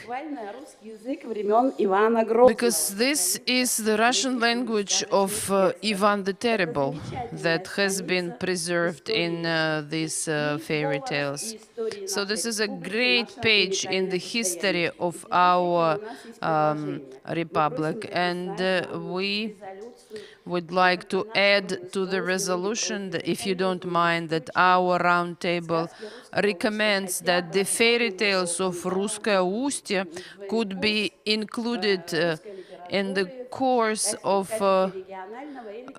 Russian literature as a regional or local lore component, because we have to know our history. Believe me, these fairy tales are very, very interesting, and it's a pleasure to read them. We have presented them, and the first issue of these fairy tales It has been digitalized, but there is still a great amount of work ahead of us to promote the content of these fairy tales. We can make some cartoons or any other project based on these fairy tales. We have another digital project digitalized by Tatiana Berdnikova, based on the unique museums that are situated far away and they are not known to the academia. This is Lebedev Museum in Chukurdach, Pokhotsk Museum of Old Russian Culture, and also a school museum of Ruskaya Ustye. She suggests to make the 3D model of these materials and to prepare a virtual exhibition. And this project is now being developed. So our faculty has a lot of projects and intentions, and we are asking you to wish us luck in preserving this unique heritage. So thank you, Ms. Zhandorova. Maybe there are any questions? Вообще тюркский язык, конечно, много влияния тюркского на весь русский, а насколько сильно повлияли... Turkic language has influenced Russian language, and to what extent the local languages have influenced this dialect? Yes, the influence is quite strong, not only in terms of lexics, but also in terms of some plots. And this domain is now waiting for a researcher to come. Приглашается Никифорова Вера Семеновна, заведующий кафедрой искусствоведения, проректор по образовательной, научной деятельности и цифровизации, Батыров Афанасий Раднаевич, заведующий кафедрой информатики АГИКИ. Культурный код Арктики. Vera Nikiforova and Afanasy Batyrov are going to talk about cultural code. I would like to thank for this opportunity to talk today about the unique collection made by our professor, Doctor of History of Arts, Yuri Sheikin.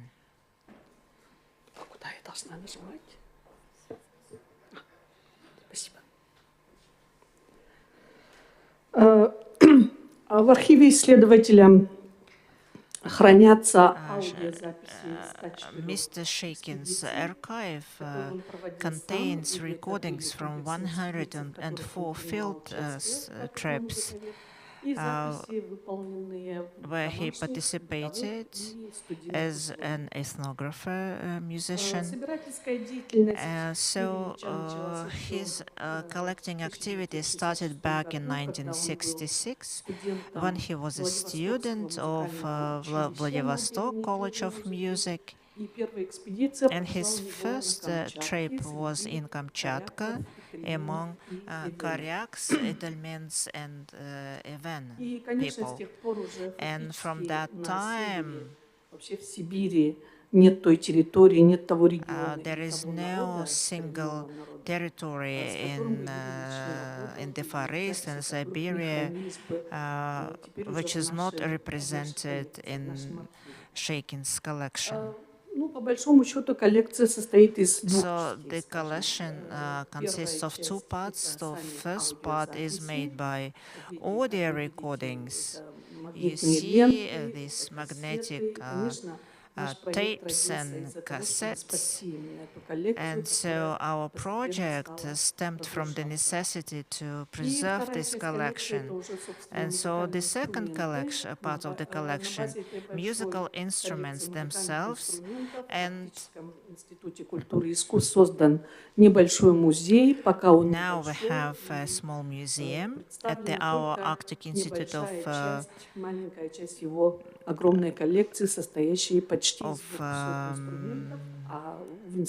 Arts. So we have some 40 musical Первое instruments. обращение к этой коллекции было предпринято еще в 2012 So году. back in 2012, we received the grant from the Russian state fund, and we created the first digital archive. So it is stored on the portal of our institute. And then in 2014-2016, we continued our work on the project. That was the project funded by the Russian Academic Fund. And last year, along with the National Library, along with the Institute for Humanitarian Research and Indigenous Issues of the North, we are working in the framework of this digitalization project. Ну и, конечно, сейчас уже данное направление работы продолжается в рамках нашей программы. And so we continue this work within the frame of our Institute Strategy 2030. Сразу на интернет-источник вот эту ссылку нажать. Ага. Я просто дальше хотела очень коротко показать вообще сам принцип работы, построения. I just wanted to show the principle of this collection. Создан, ну, скажем, сайт, наверное, правильно, да, веб-сайт наследиеагики.ру. So we have this site. Большого проекта, вообще, It's a part of the larger project of the Republic, initiated by the National Library of Yakutia, which is called the Culture Code of Yakutia. Конечно, в будущем это будет культурный код Севера или культурный код. So in the future, it's going to be the culture code of the North or the Arctic. Ну ладно, у нас времени и так мало, наверное, я не буду в подробности углубляться. Самое главное, что получим информацию о том, что... So just this is the general review that we digitalize all the recordings and we provide it with academic annotation. Ну хорошо, давайте тогда перейдем уже к инструментам. Можно выйти из этого Верните, сайта, пожалуйста, слайд. который потом войдет уже в большой сайт, большой портал Национальной библиотеки как часть. So this is going to be the part of the bigger project of the National Library of Yakutia. So musical instruments, it's the tangible parts of such intangible art as music. And musical instruments are also systemized. So there are 4 groups, ideophones, airphones, which are wind instruments, membranophones, and chordophones, which are string instruments. Ну и, конечно, описание каждого инструмента в So in our online catalog, we have the name of the instrument, and you have a photograph, its function in culture. So it's indexed by Horst, Bostel, and Zach's classification, dimensions, material, sound origin, how the sound is produced, name of the craftsman, and the year of production, and the year when it was acquired into the collection. Я смогу, да, отсюда нажать? Нет, да? Ну хорошо. Тогда все, на этом давайте короткое выступление хочу завершить. Спасибо за внимание. Спасибо большое. So thank you for your attention. Any questions? Спасибо, Вера Семеновна. Если вопросов нет, мы идем дальше. Про использование цифровых технологий в исторических исследованиях расскажет... So Kune Pistereva is going to talk about the use of digital technologies in historical context. Ага, здравствуйте. Так, ну я расскажу о тех направлениях, которые сейчас разрабатываются I am going to talk на about историческом факультете. what is done at the Department of History, and we involve our students into our research. And thanks to different digital technologies, we in humanitarian arts, we have acquired new instruments. So now we can digitalize the results of our work not only on paper, but also in virtual clouds and with the access to our students. So I would like to talk about one of our directions. Это об одном погребении. This is the burial, because burials for historians are very significant. Попалось нам одно, To которое find мы до it, сих пор, it's да, always оно было в 2004 году, но мы до сих пор продолжаем его good использовать. luck. So it was found several years ago, Его but потенциал, we в общем, не still исчерпан, да. use Что its нас больше всего potential. заинтересовало? Само погребение было найдено So в its 2004 burial году. was found in the year 2004. Ага.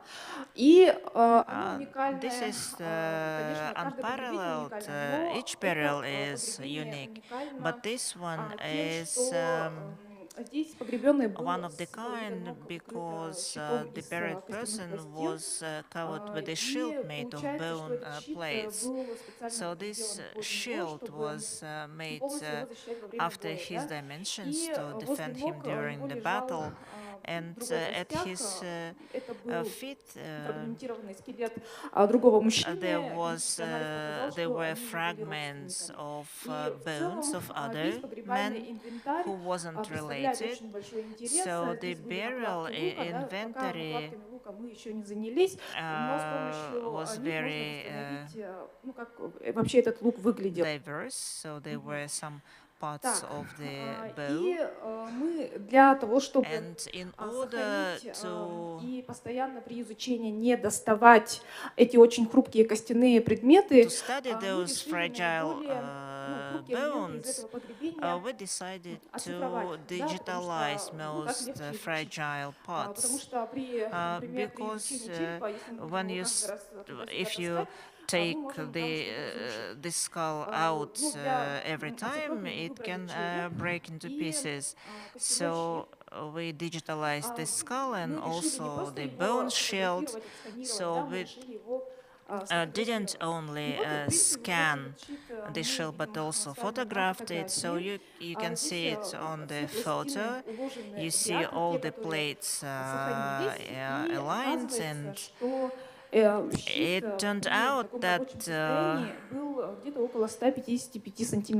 the shield was about 150 centimeters long, and the height of the person was 165 centimeters. So given the fact that people in the Stone Age were actually shorter, this man can be considered quite tall. So his protection was customized. So we have some typical plates from this shield, and we see that they are different sizes. The smallest measures 8 centimeters and the longest 27 centimeters. And we see that on the second from the top plate, we see that those plates were penetrated by arrowheads, still protecting the life, and we see some signs of repair. And in order to digitalize this skull,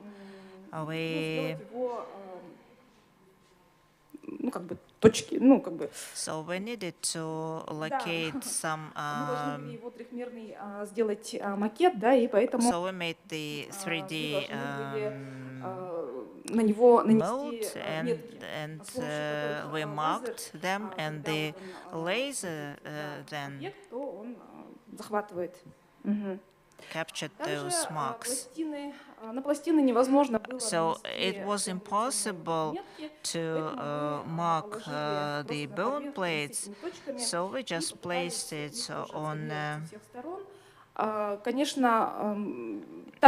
marked surface.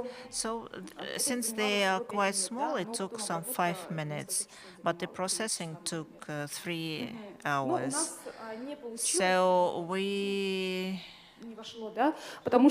didn't manage to complete this because we managed to digitalize the skull very well, but the plates made difficulty because they are very thin, so the scanner wasn't able to take all the dimensions. So that's why we took pictures of each plate, and then they just assembled them on the digital software.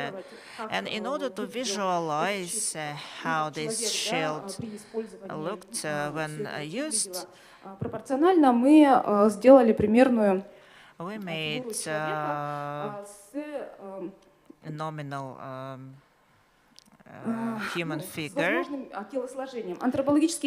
with the resembling build, so he was quite muscular with the more developed right side, maybe because he had to draw or to drag the arrow, his bow.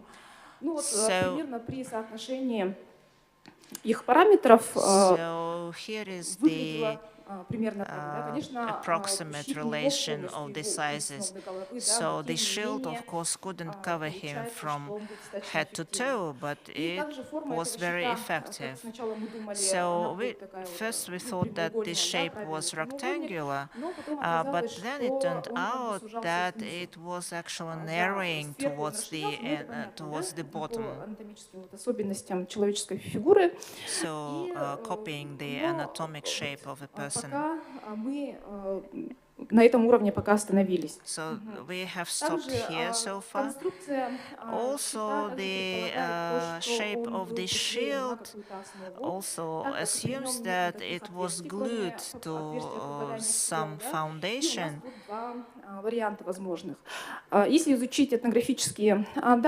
So, basing on some ethnographic data, such armor or shields were glued to leather. So probably they were glued on the leather basis, on some frame, or maybe the foundation made of thin twigs. So that's how it might have looked like. And our next direction is the study of petroglyphs. This is a very fragile monument, subject to deconstruction, so that's why 3D modeling of petroglyphs is also a very promising direction. So we have chosen the petroglyph from the Bronze Age. So this picture was made on the scaffold made of logs. And so we went there in 2019.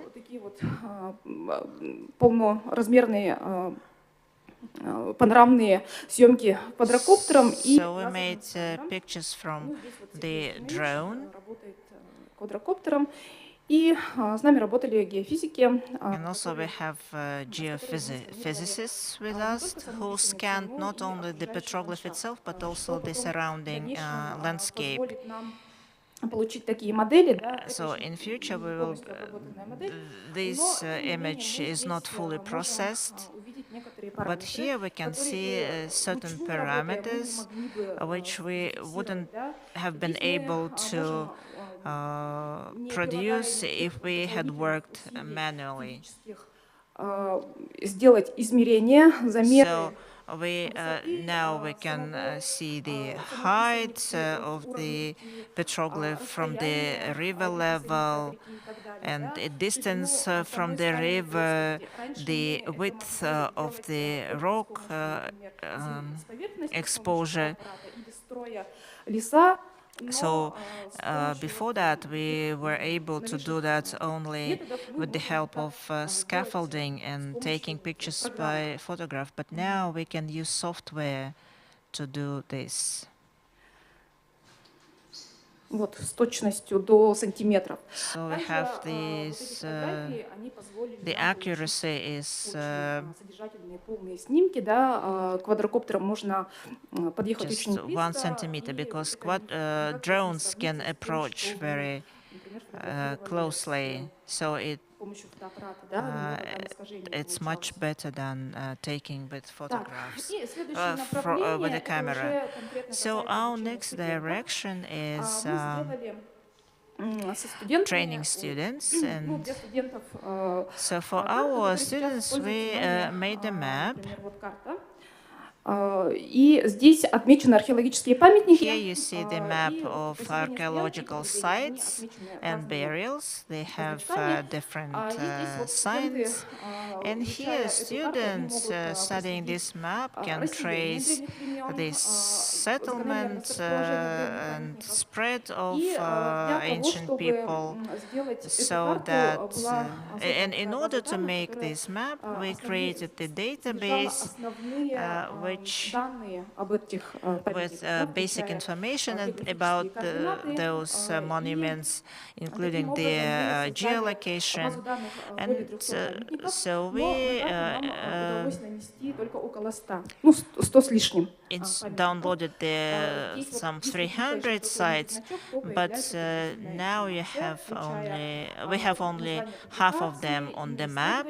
So if you click on each sign, you have this attribution information. Вот эти направления нам помогают работать со студентами и учить их. So that's how new technologies help us to teach our students and teach them new technologies. So I have a question. So is this open data? No, this is some educational program. It is. So that wasn't our purpose. So we have this suggestion to popularize it. So our students are working on a similar project. I have a question. Человека со щитом, который в профиль ставил, его делает искусственный интеллект, да? Или человек? Сергей Ефимович ответит про модель человека. So what about this human model? Человек со щитом, который... Ну, вот про... Is it made by artificial intellect also? So this is just a nominal figure. We just scanned a student. Стопа у него современная с каблуком, поэтому спрашиваю. Ну, возможно, да. Мы сделаем более плоско. Но это очень условная фигура, она для того, This is like really nominal figure, just to show the scale.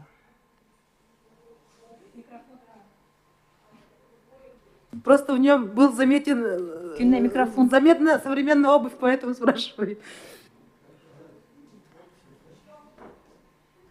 Хорошо. Спасибо. Переходим к следующему спикеру. So our next speaker, Anastasia Kolmogorova, Doctor of Philological Sciences from the High School of Economics in St. Petersburg, who is going to talk about the case of Tuvan Russian bilinguals. Dear colleagues, thank you for invitation for such wonderful event. I've been here from the very beginning, and I'm completely enjoying this discussion. So I'm going to talk about the case which we started with our neighbors in Tuva, and we think that probably this practice could be also, a similar research could be done in Yakutia. Ну, перехожу к презентации.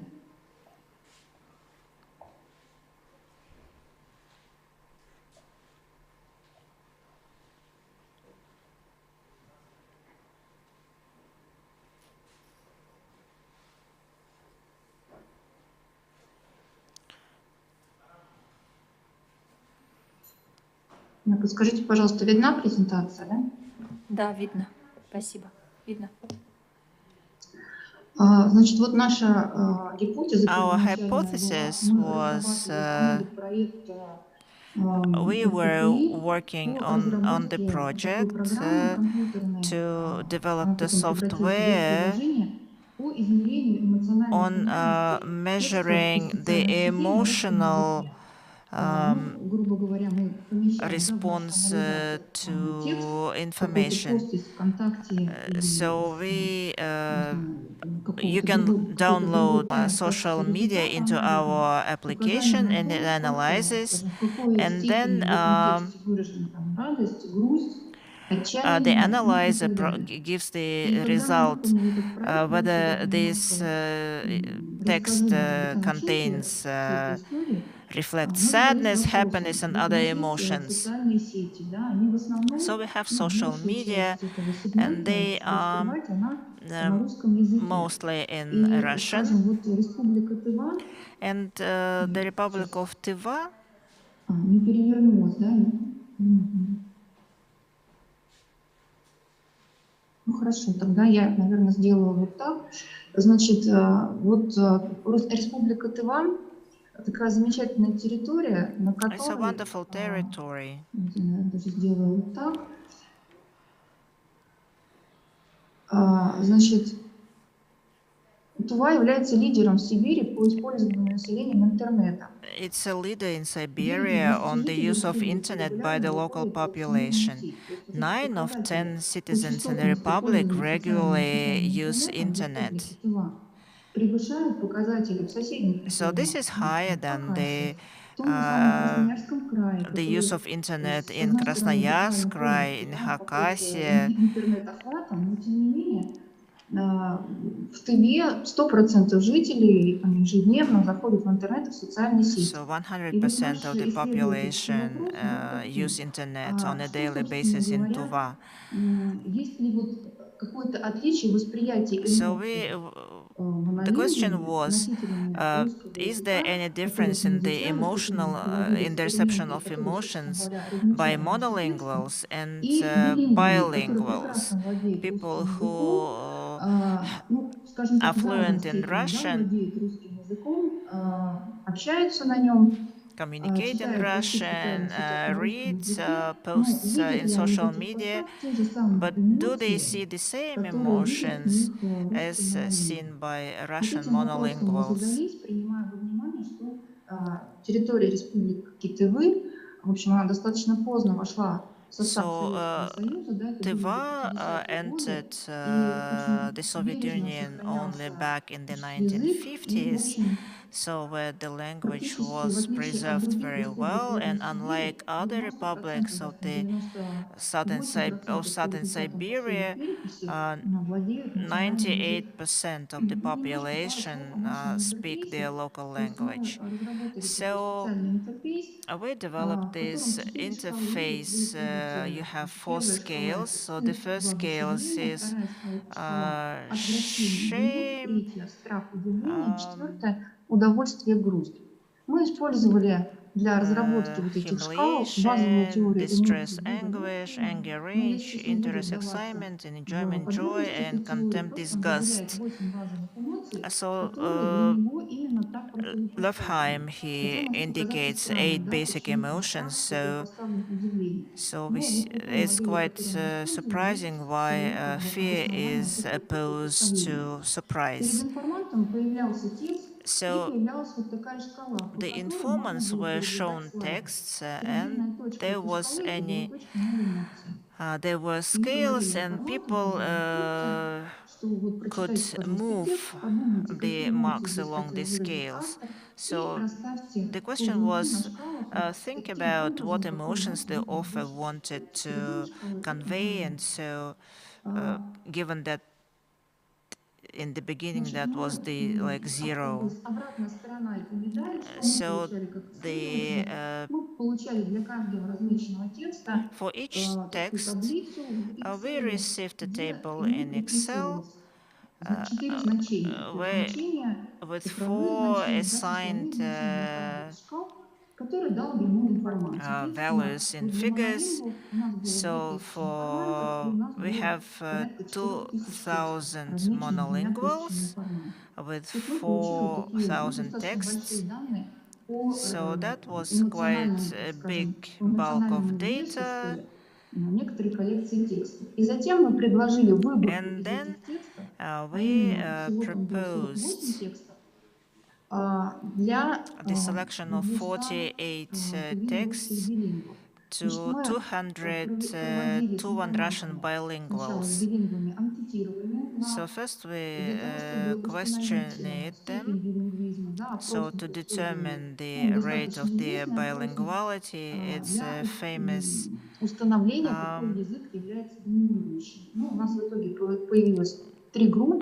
questionnaire. So we have developed 3 groups with dominant Tuvan language, with dominant Russian language, and equal command of Tuvan and Russian. Хотя, в общем, информанты все отмечают, что они общаются на русском, говорят на русском, но роль тувинского языка у них в течение речевого дня достаточно велика.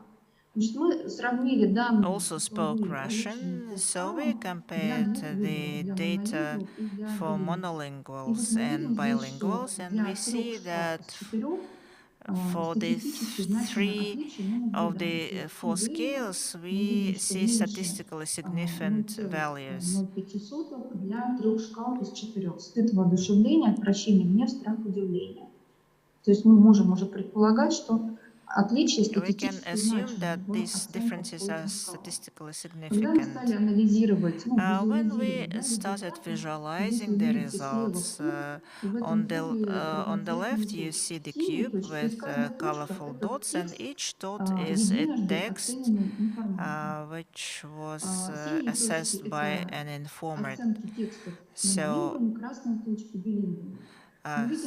blue points, dots stand for monolinguals and red for bilinguals.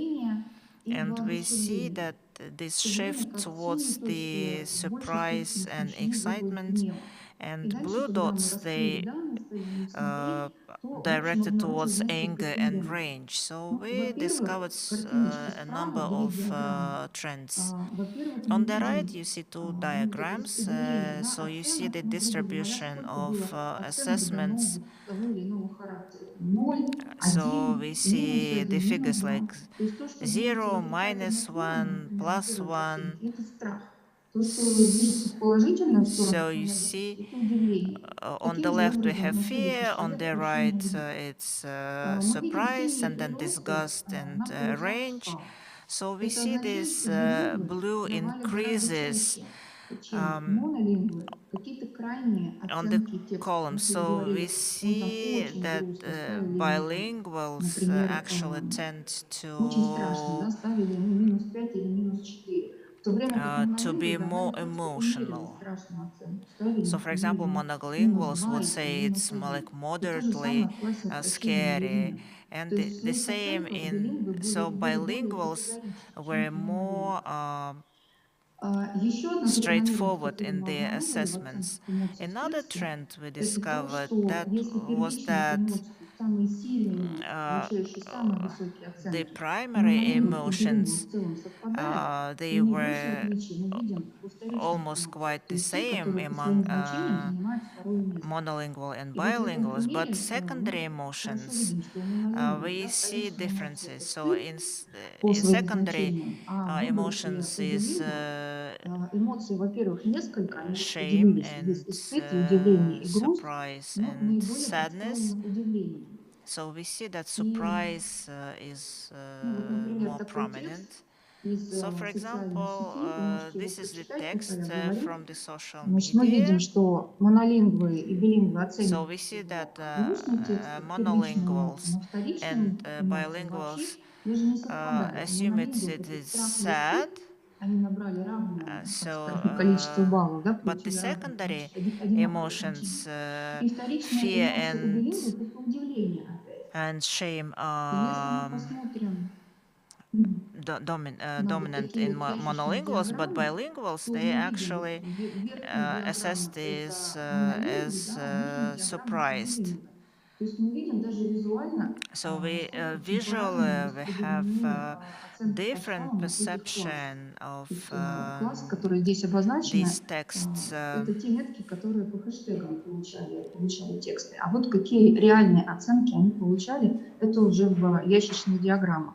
И, в общем, мы видим, что они достаточно сильно друг от друга отличаются. So Но we see и that they are перехожу quite к завершению. different. So, and I am coming Какие to мы conclusion. выводы получили? So what Ну, are во-первых, our очевидно, что outcomes? даже при So нашей it is достаточно небольшой obvious выборке, да, в that 200 with человек, even мы in small получили sampling of подтверждение нашей 200 такой people, гипотезе our полезной о том, hypothesis что эмоции has been считываются proved that по-разному. И emotions фактор are монолингвизма, perceived билингвизма здесь имеет differently by значение. Еще monolinguals скажу, and что когда мы bilinguals, сравнивали and между собой when we значения, полученные у compared the разных билингвов, да, с ведущим русским языком, с ведущим тувинским even языком, и с двумя языками в паритетном bilinguals соотношении, who тоже налицо были there are отличия. differences between Может быть, не people with такие резкие, dominant как Tuvan те, or которые я dominant анализировала Russian сейчас, но languages. отличия были налицо.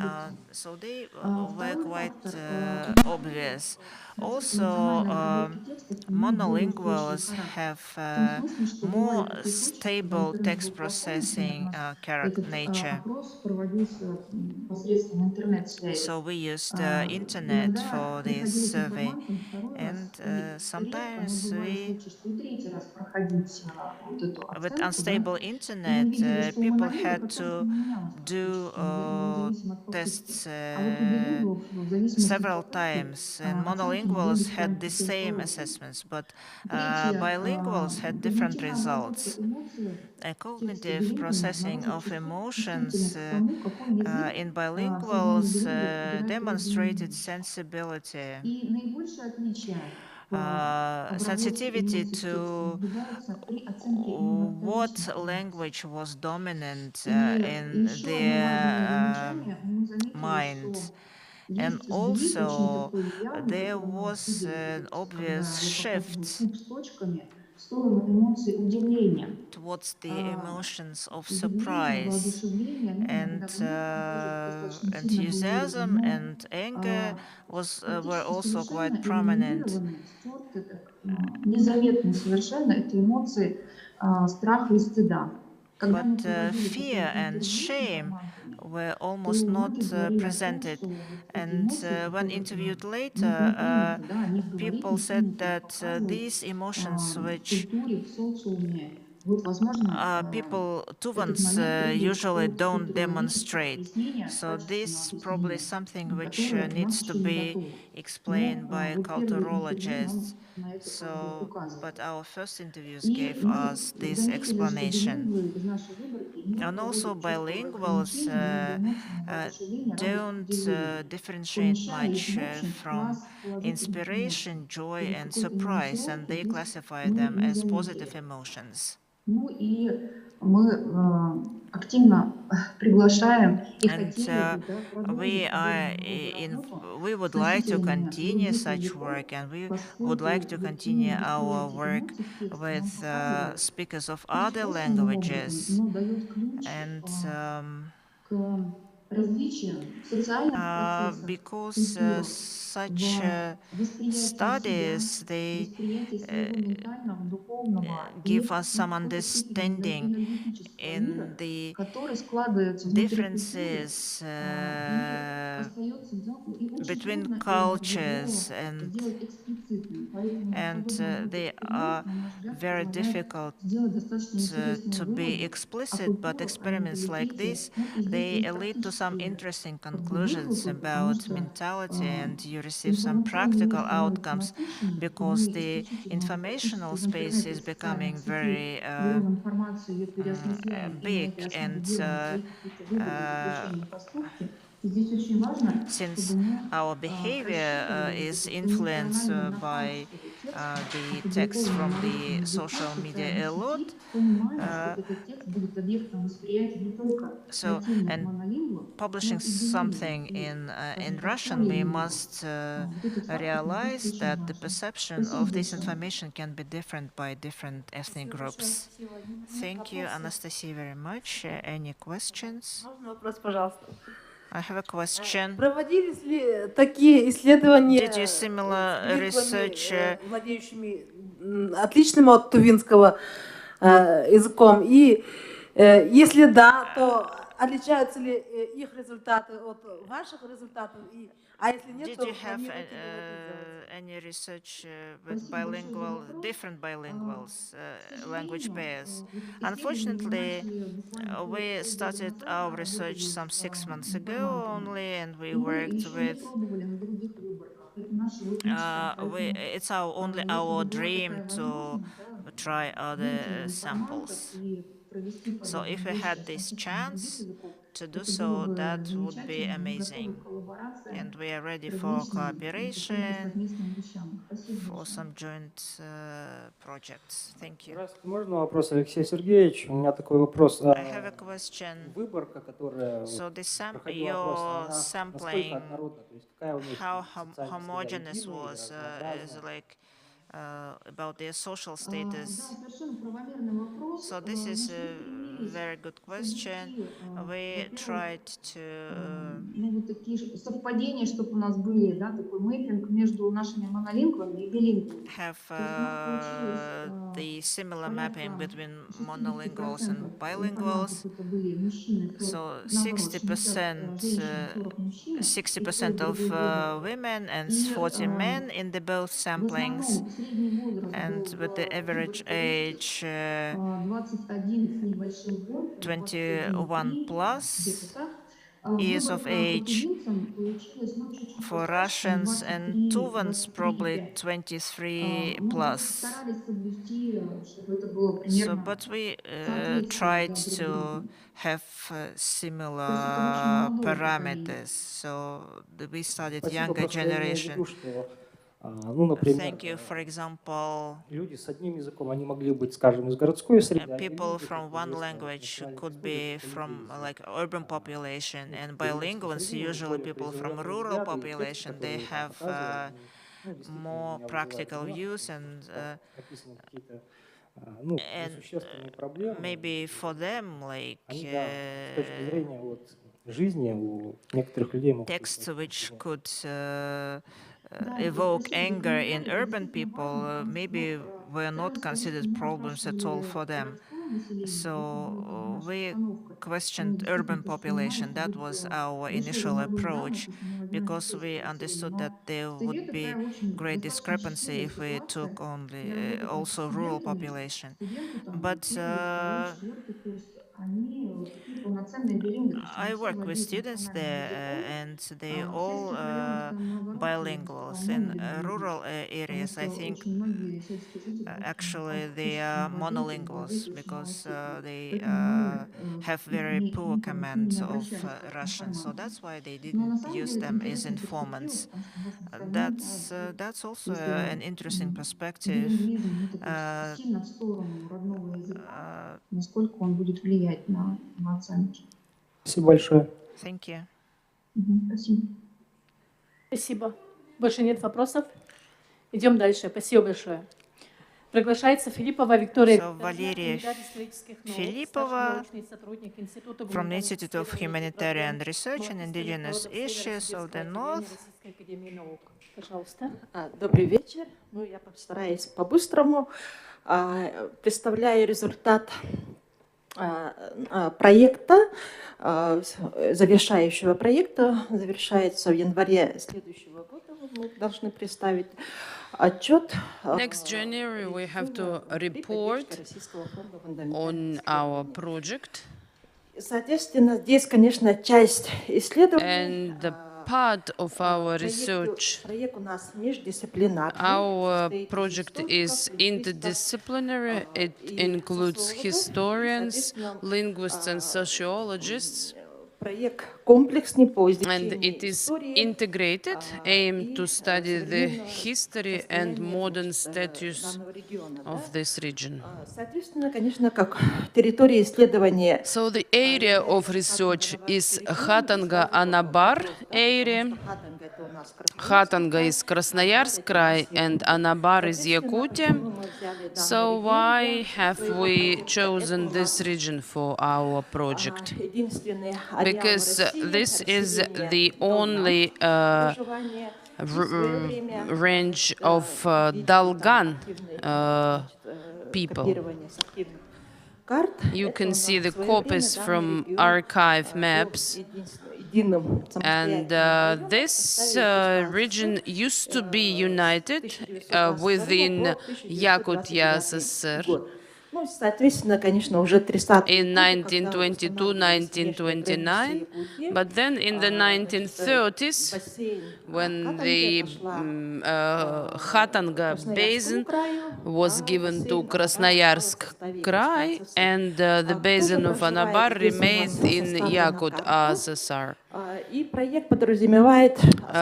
So the main outcome of the project is the GIS that would include several thematic layers.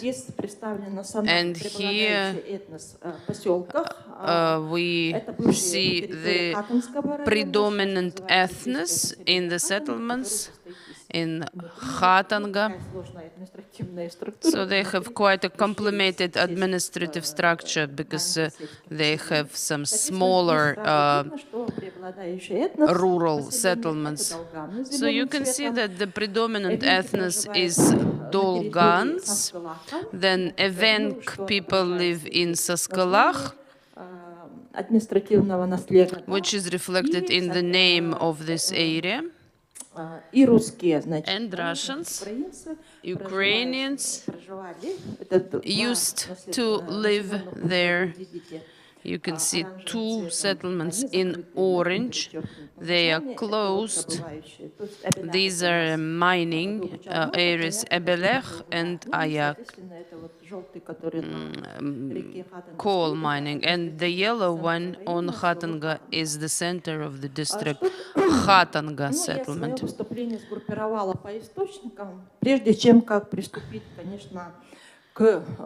Before starting to study the objects of historical and cultural heritage, you have to look through the official data of regional bodies of state power.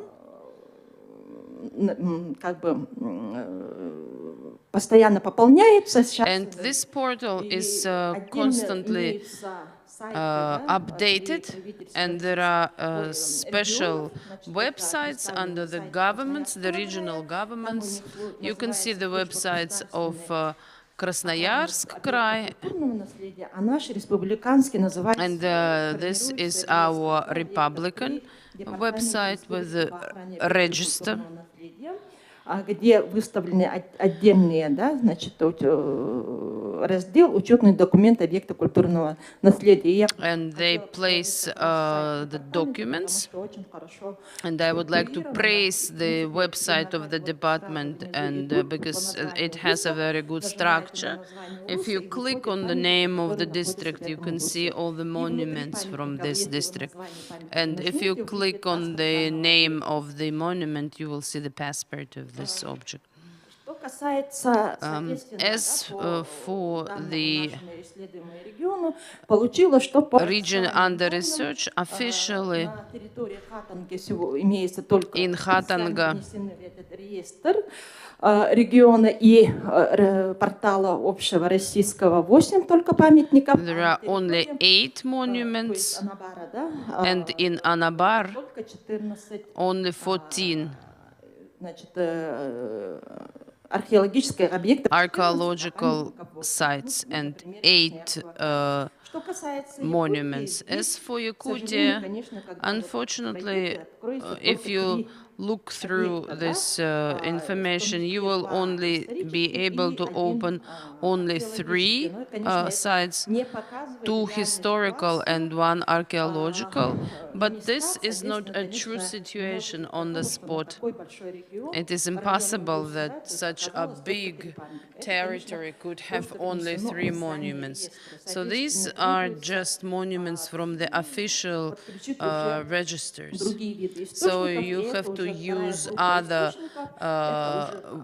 kinds of sources. This is the second group of sources, published and unpublished materials like some monographs or articles about the archaeological monuments of Anabar, for example. So you have to work through all these publications. But it can result in the data and the reports about historical monuments.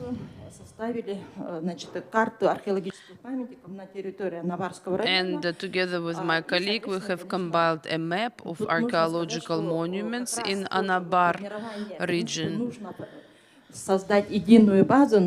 And I have to say that we should create a unified database of all archaeological monuments in Yakutia, because now there are separate groups of researchers who work on that. You could see it in Q&A's presentation, and Alexei spoke about Nizhny-Kolymsk district. And now, out of 35 districts that we have electronic maps for 25 districts. Well, the hardest one is to join the object, because we, in earlier times, we didn't have this GPS, so you have to find the estuary of the river.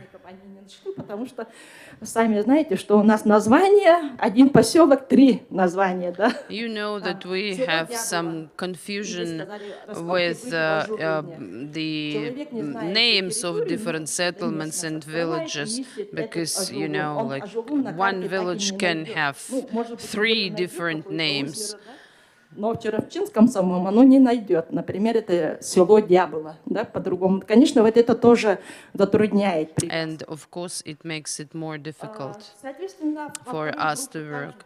So the second group also includes местных памятников наследия. Local monuments that can be found during your field work, and then when you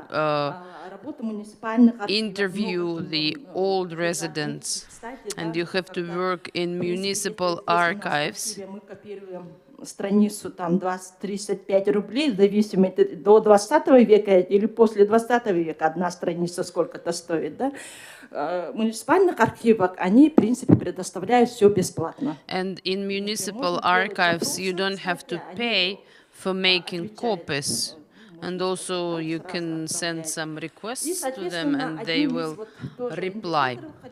And so also one of the indicators that I wanted to show is that our main goal is to identify the cultural landscapes of Khatanga-Anabar region, and toponyms can be used as one of such indicators. We use them during these ethnological expertises. Статья есть, можете, если прочитать, соответственно, реконструкцию расселения. So here on this map you can see the reconstruction and settlement of families, of clans of Anabar region. And then the third group of resources are map resources and publications. The first one is a part of monuments for mapping of cultural heritage sites of Khatanga-Anabar region, and we took them from the National Atlas of the Arctic.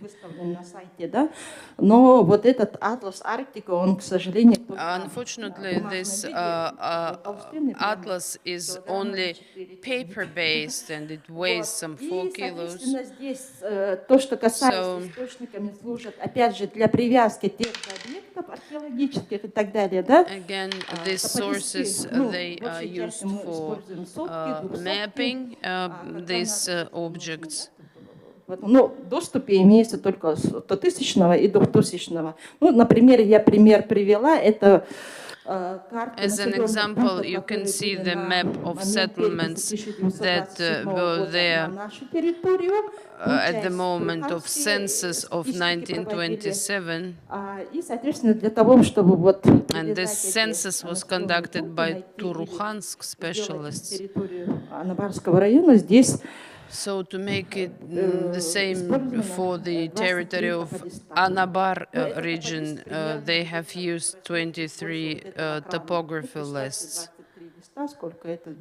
So you can imagine how time-consuming it is.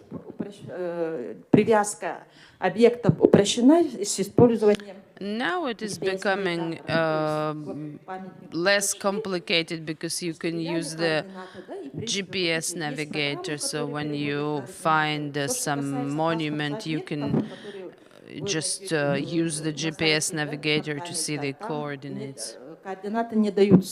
But on the website of the department, there are no coordinates from GPS.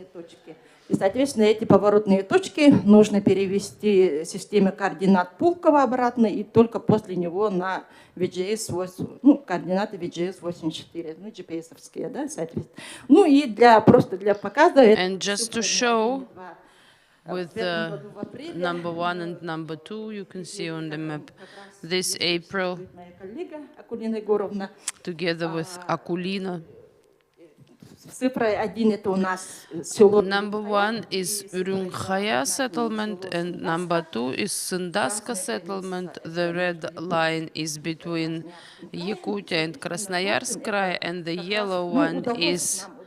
Потому что на обратном пути я GPS не смогла записать, почему-то он замерз, а туда мы смогли записать, и как раз вот yellow line проложен путь, который мы is the way that we have made in Buran, and it took us 7 hours. Ну и, соответственно, конечно, здесь нужно сказать, что and here we have to say that in these registers you will see only the monuments of history, architecture and archaeology. But as for the indigenous peoples of the north, we don't have any palaces, preserved palaces. Most heritage of indigenous peoples has to do with spirituality. It can be a tree, for example. And most of them are stones. And Yamal-Nenets Autonomous Okrug can be used as a good example, where this regional list includes these sacred sites. Нами, значит, и выявлены 7 сакральных мест. And during our fieldworks, we identified 7 sacred sites, and 6 of them have to do with stones. Of course, here we have several thematic layers, but on this photo you could see the sacred site. This is one of the sacred sites. On our way from Оленёк. Last year, when we went in Taimyr, we flew there via Khatanga. We found out that they had more connection with Khatanga. And so that's why this year the destination was Zhilinda settlement, and then from Zhilinda we went to Saskılak, and then Ürünkhaya, and then Sındaska. So that was quite a long route. And at that time we were able to see Ebekhaya, because everybody was saying that this is a sacred site, and we were lucky to see one of these sacred sites. That this official register only includes 3 monuments in Anabar and in Khatanga. So now we have identified 40 monuments, 14 in Khatanga and 26 in Anabar, 8 sacred places, and 35 historical monuments. So briefly, this is what I wanted to say. No questions. Now I would like to give the floor to Nurguyana Vasilyeva, 4th-year student of the Department of Folk Artistic Culture, who is going to speak about the digitalization of traditional culture on the example of online courses of Yegorova. So we are promoting the methodology of Lena Yegorova. We used tilde, and the website has a section about the authors of the course. Про курс учёру тумангугуннары. This course данный проект нацелен на проведение курсов для привития, усвоения культурного наследия Саха, его непосредственной традиции и обычаи, также популяризации культуры в онлайн-платформах. The traditional Sakha culture, and it includes practical classes, breathing gymnastics, the improvement of your mimics and diction, and studying the folklore genres, and studying the traditions and customs of Sakha. This methodology includes 3 stages: introduction to the lesson, then improvement of your voice. You get some advice on how to keep your voice healthy and how to stay healthy, and you will get acquainted with the traditions of Sakha people.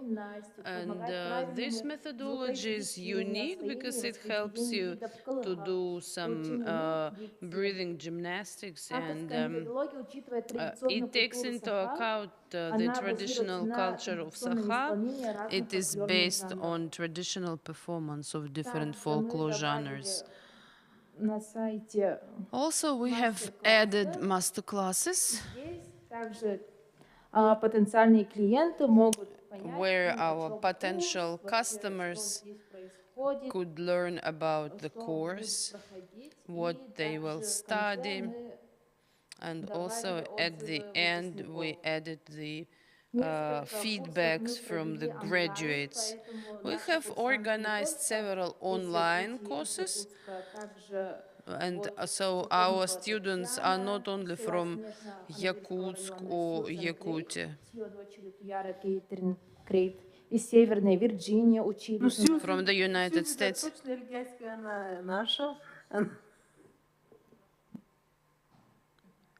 Эльга из Антарского улуса.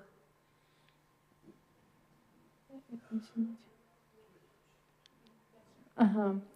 И, ну вот, из Антарского улуса, да, Иван. И также и тут So we have people from different areas.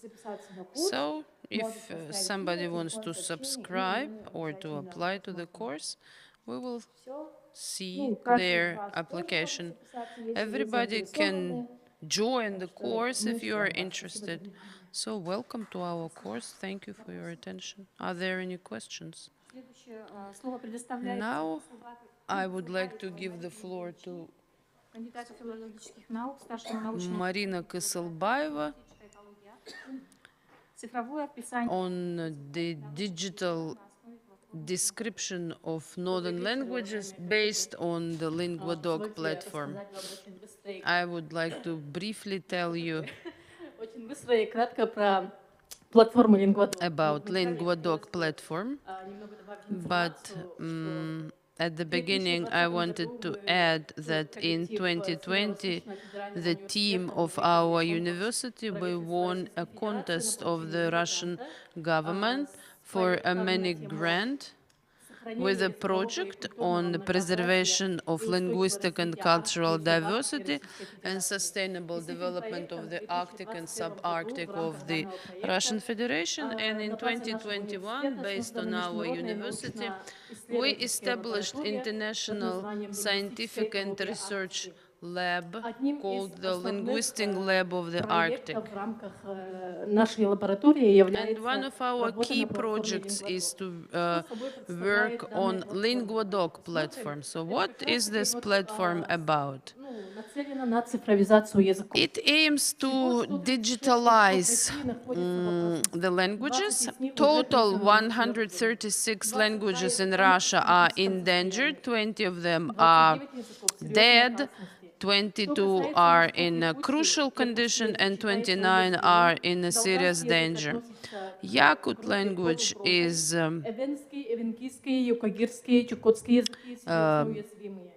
like Dolgan language is threatened, then Evenki and the Yukagir are under a serious threat. LinguaDoc is mostly for making different corpuses and dictionaries of different languages and dialects. And today they have more than 1,000 audio dictionaries and 300 corpuses of texts. You know that some dialects have already vanished, and this LinguaDoc have them archived, and also they have the recordings of those languages that have already disappeared. So what are the advantages is that many users can work simultaneously and independently, and it provides unique programs and reproduction of in an experimental way. It reproduces phonetic and etymological composition.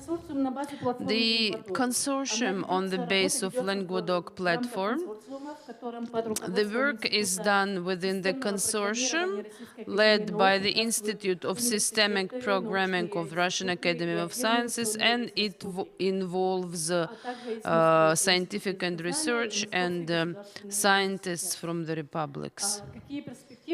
So what are the prospects? I think that you have heard about them today, and you can see them in more detail. So this is the model for a long-term sustainable development of the platform. Создание словарей – это задача номер один. Вот именно в рамках работы лаборатории, да, нашей, создание словарей – это задача номер один. Вот вы видите на экране пример словаря. So you can see the example of the dictionary here. This is the word, then the pronunciation and the meaning. So you can get the full characteristics of different words in certain dictionaries. And you can hear this word. What are the Sakha language dictionaries in Linguadoc? And now we have 158 mini dictionaries of Yakut language downloaded on this Linguadoc. And great work has been conducted not only by our lab, but also by the Institute of Languages and Cultures. Our colleagues are quite actively engaged in this work. Then the second task is to create the corpuses. You know very well what a corpus is. So the corpuses of the peoples of Russia, you can see that many languages are already there. And the first, tries, you can see two sources down on the right. This is the associative dictionary of Yakut language.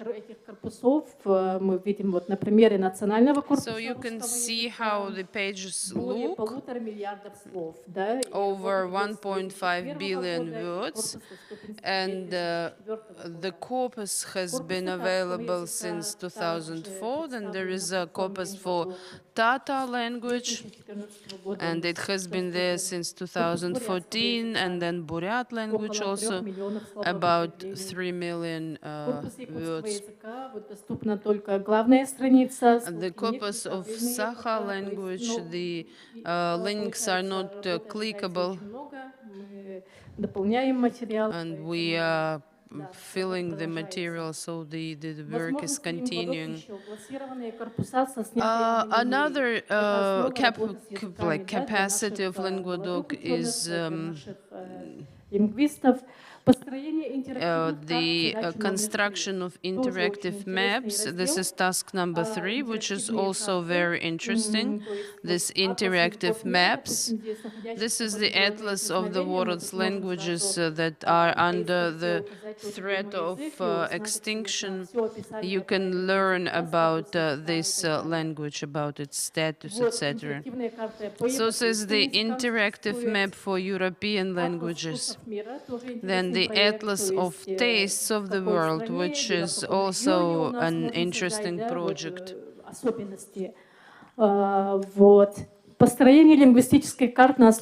The construction of linguistic maps based on Linguadocs. So the author of this Linguadoc, Yulia Normanskaya, came to train the personnel of lab to work with Linguadoc. And Irina and myself, as long as we're psycholinguists and we research cognitive linguistics, when we were listening to her lectures, we proposed the idea of why not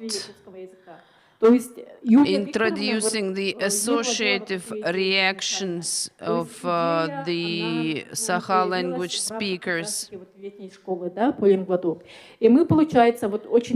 And we came up with this idea, and now Yulia is interested herself, and she wants to continue developing this idea. So the more reactions we have, Если мы сделаем охват по всей нашей республике, то If мы we получим очень интересную embrace и яркую, и all богатую our republic, then ареальную we will get a very картину. interesting and Вот вы на diverse экране видите aerial слово стимул map. холод, You темны. can see this И мы видим реакции. Ну, здесь stimulating представлены не word все реакции, конечно, cold, там, где наибольшее темны, количество. and you can Вот, see the допустим, у жителей reactions. северных районов холод ассоциируется с ветром. So the Вот синий цвет, да? northerners, they Посмотрите по карте, associate cold with северный район. У южных, wind, допустим, тыл, ветер отсутствует. Такой реакции нет. and Таким the образом, southern можно очень residents, they интересные don't have this культурные wind особенности, reaction, и and другие thus особенности you can выявить и identify представить по very всей interesting cultural peculiarities Вот. throughout the Фонетический анализ — republic. это задача номер 4. Then the fourth task is Вот phonetic тоже видите analysis. примеры. You can also see the examples. Of course, it requires huge work, and it requires another program, because you have to create the tracks and then download them here, so our phonetic experts can conduct unique comparative analysis. Then etymological analysis is task number 5. Ну и следует также прокомментировать, and we should also comment that to implement a large-scale scientific project, you need funding. We have applied for funding from state program on languages for further support of Linguadoc in our republic, and we also plan to apply to other federal contests. So how can this educational platform based on Linguadoc look like? It allows to collect and preserve a huge amount of material based on which you can do scientific research. So we call upon everybody who is interested in working on this platform, please approach us. And as for this training program, we say that our children don't speak their native language. Практически все дети нашей республики очень хорошо на среднем уровне владеют английским языком. Almost all children in our republic can speak English quite well. They understand and can communicate. This is, I tell you this because I am a teacher of English. So when they enter the university, they can speak English perfectly. So why is it easier for a child to learn English than to learn a native language? And many note that we lack teaching aids. They are not interesting. Yes, we agree here.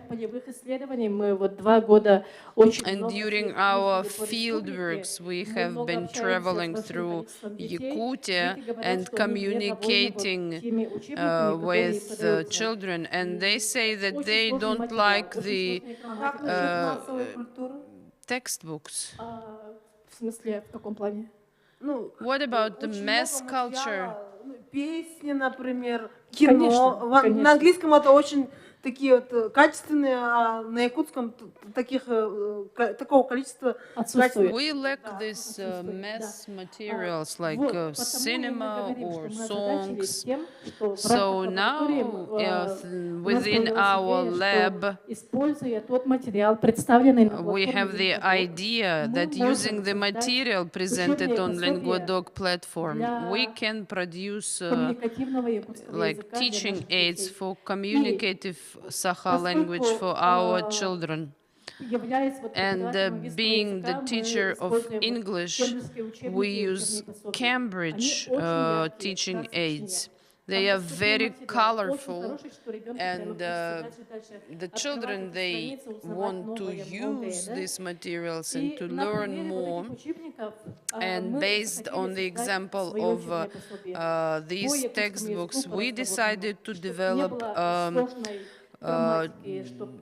textbook for Sakha language without some very complicated grammar and vocabulary, just taking into account the level of native language of our children.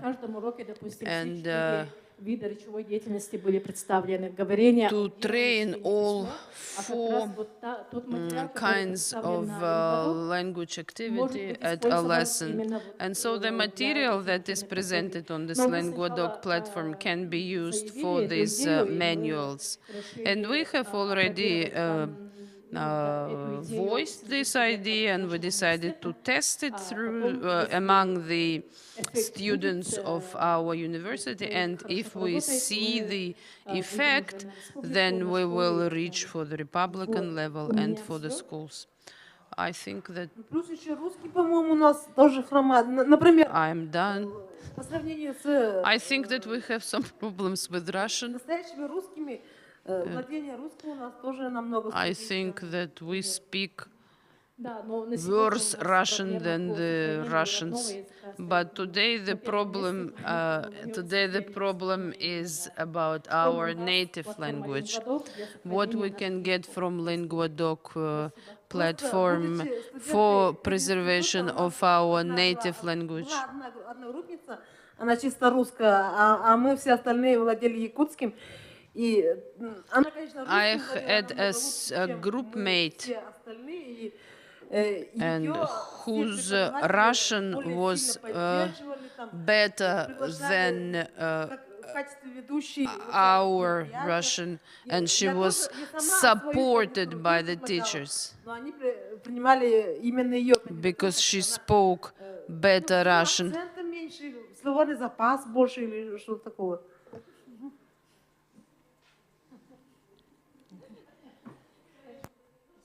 Спасибо за комментарий. Спасибо. Ну, подходим к завершению нашего круглого стола. So now we are concluding our roundtable. Are there any questions or comments? And what can we propose to the resolution of our roundtable?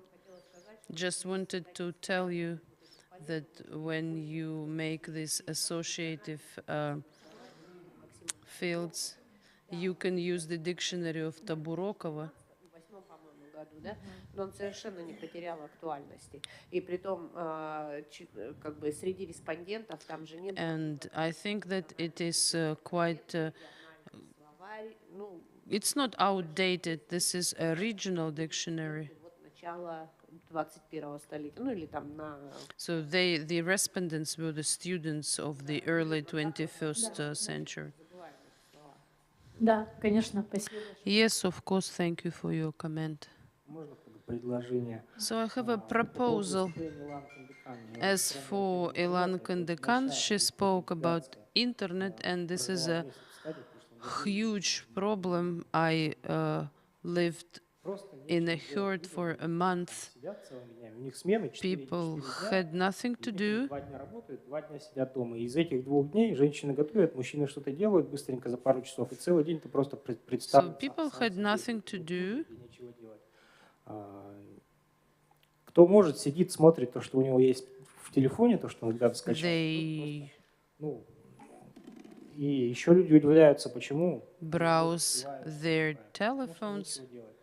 And there is no surprise about the alcoholism among the reindeer herders, because the people have nothing to do. I think that it's a great thing that Kandekan managed to provide her herd with a free internet. Any other ideas for a resolution? Пока не попросили в свободной форме. Да, мы потом оформим. Да, могут возникнуть идеи позже. Yeah, maybe you can come up with some ideas later. Maybe you could communicate them later. Если никому нечего сказать, я еще хочу что-то сказать. Yes, I wanted to add something. 3D, да? Ассоциация практических нагреев. Унифицировать или вместив? Еще раз уточните, пожалуйста. Ага. Ага, хорошо. Вот по поводу сохранения национальных языков. As for the preservation of national languages, есть такое предложение о том, что I have a proposal of translating cartoons, because children watch cartoons in English and in Russian. I don't see any advancement. Well, people don't watch NVK, National Broadcasting Company. Yes, there is some funding available, but unfortunately there is no promotion. And there is quite a lot of content in Sakha language, but they are not promoted. And I think that this translation of cartoons, it's like our task number one. And about people keep speaking about translating Soviet and Russian cartoons into Sakha language. So maybe this is the issue of promotion. There are more Tatar cartoons. Еще какие вопросы, пожелания, может быть, есть? Виктория Викторовна, пожалуйста. Ну, я хотела бы как раз внести предложение по учету священных мест, чтобы мы их включали в реестр. I would like these sacred places also included in the register of sites, because we don't see now them on the register. So please send us your proposals as a document. Today we have heard many interesting ideas and reports, and all your proposals will contribute into the safeguarding and preservation of the Arctic heritage, and we wish you all the success in the implementation of your plans, and thank you for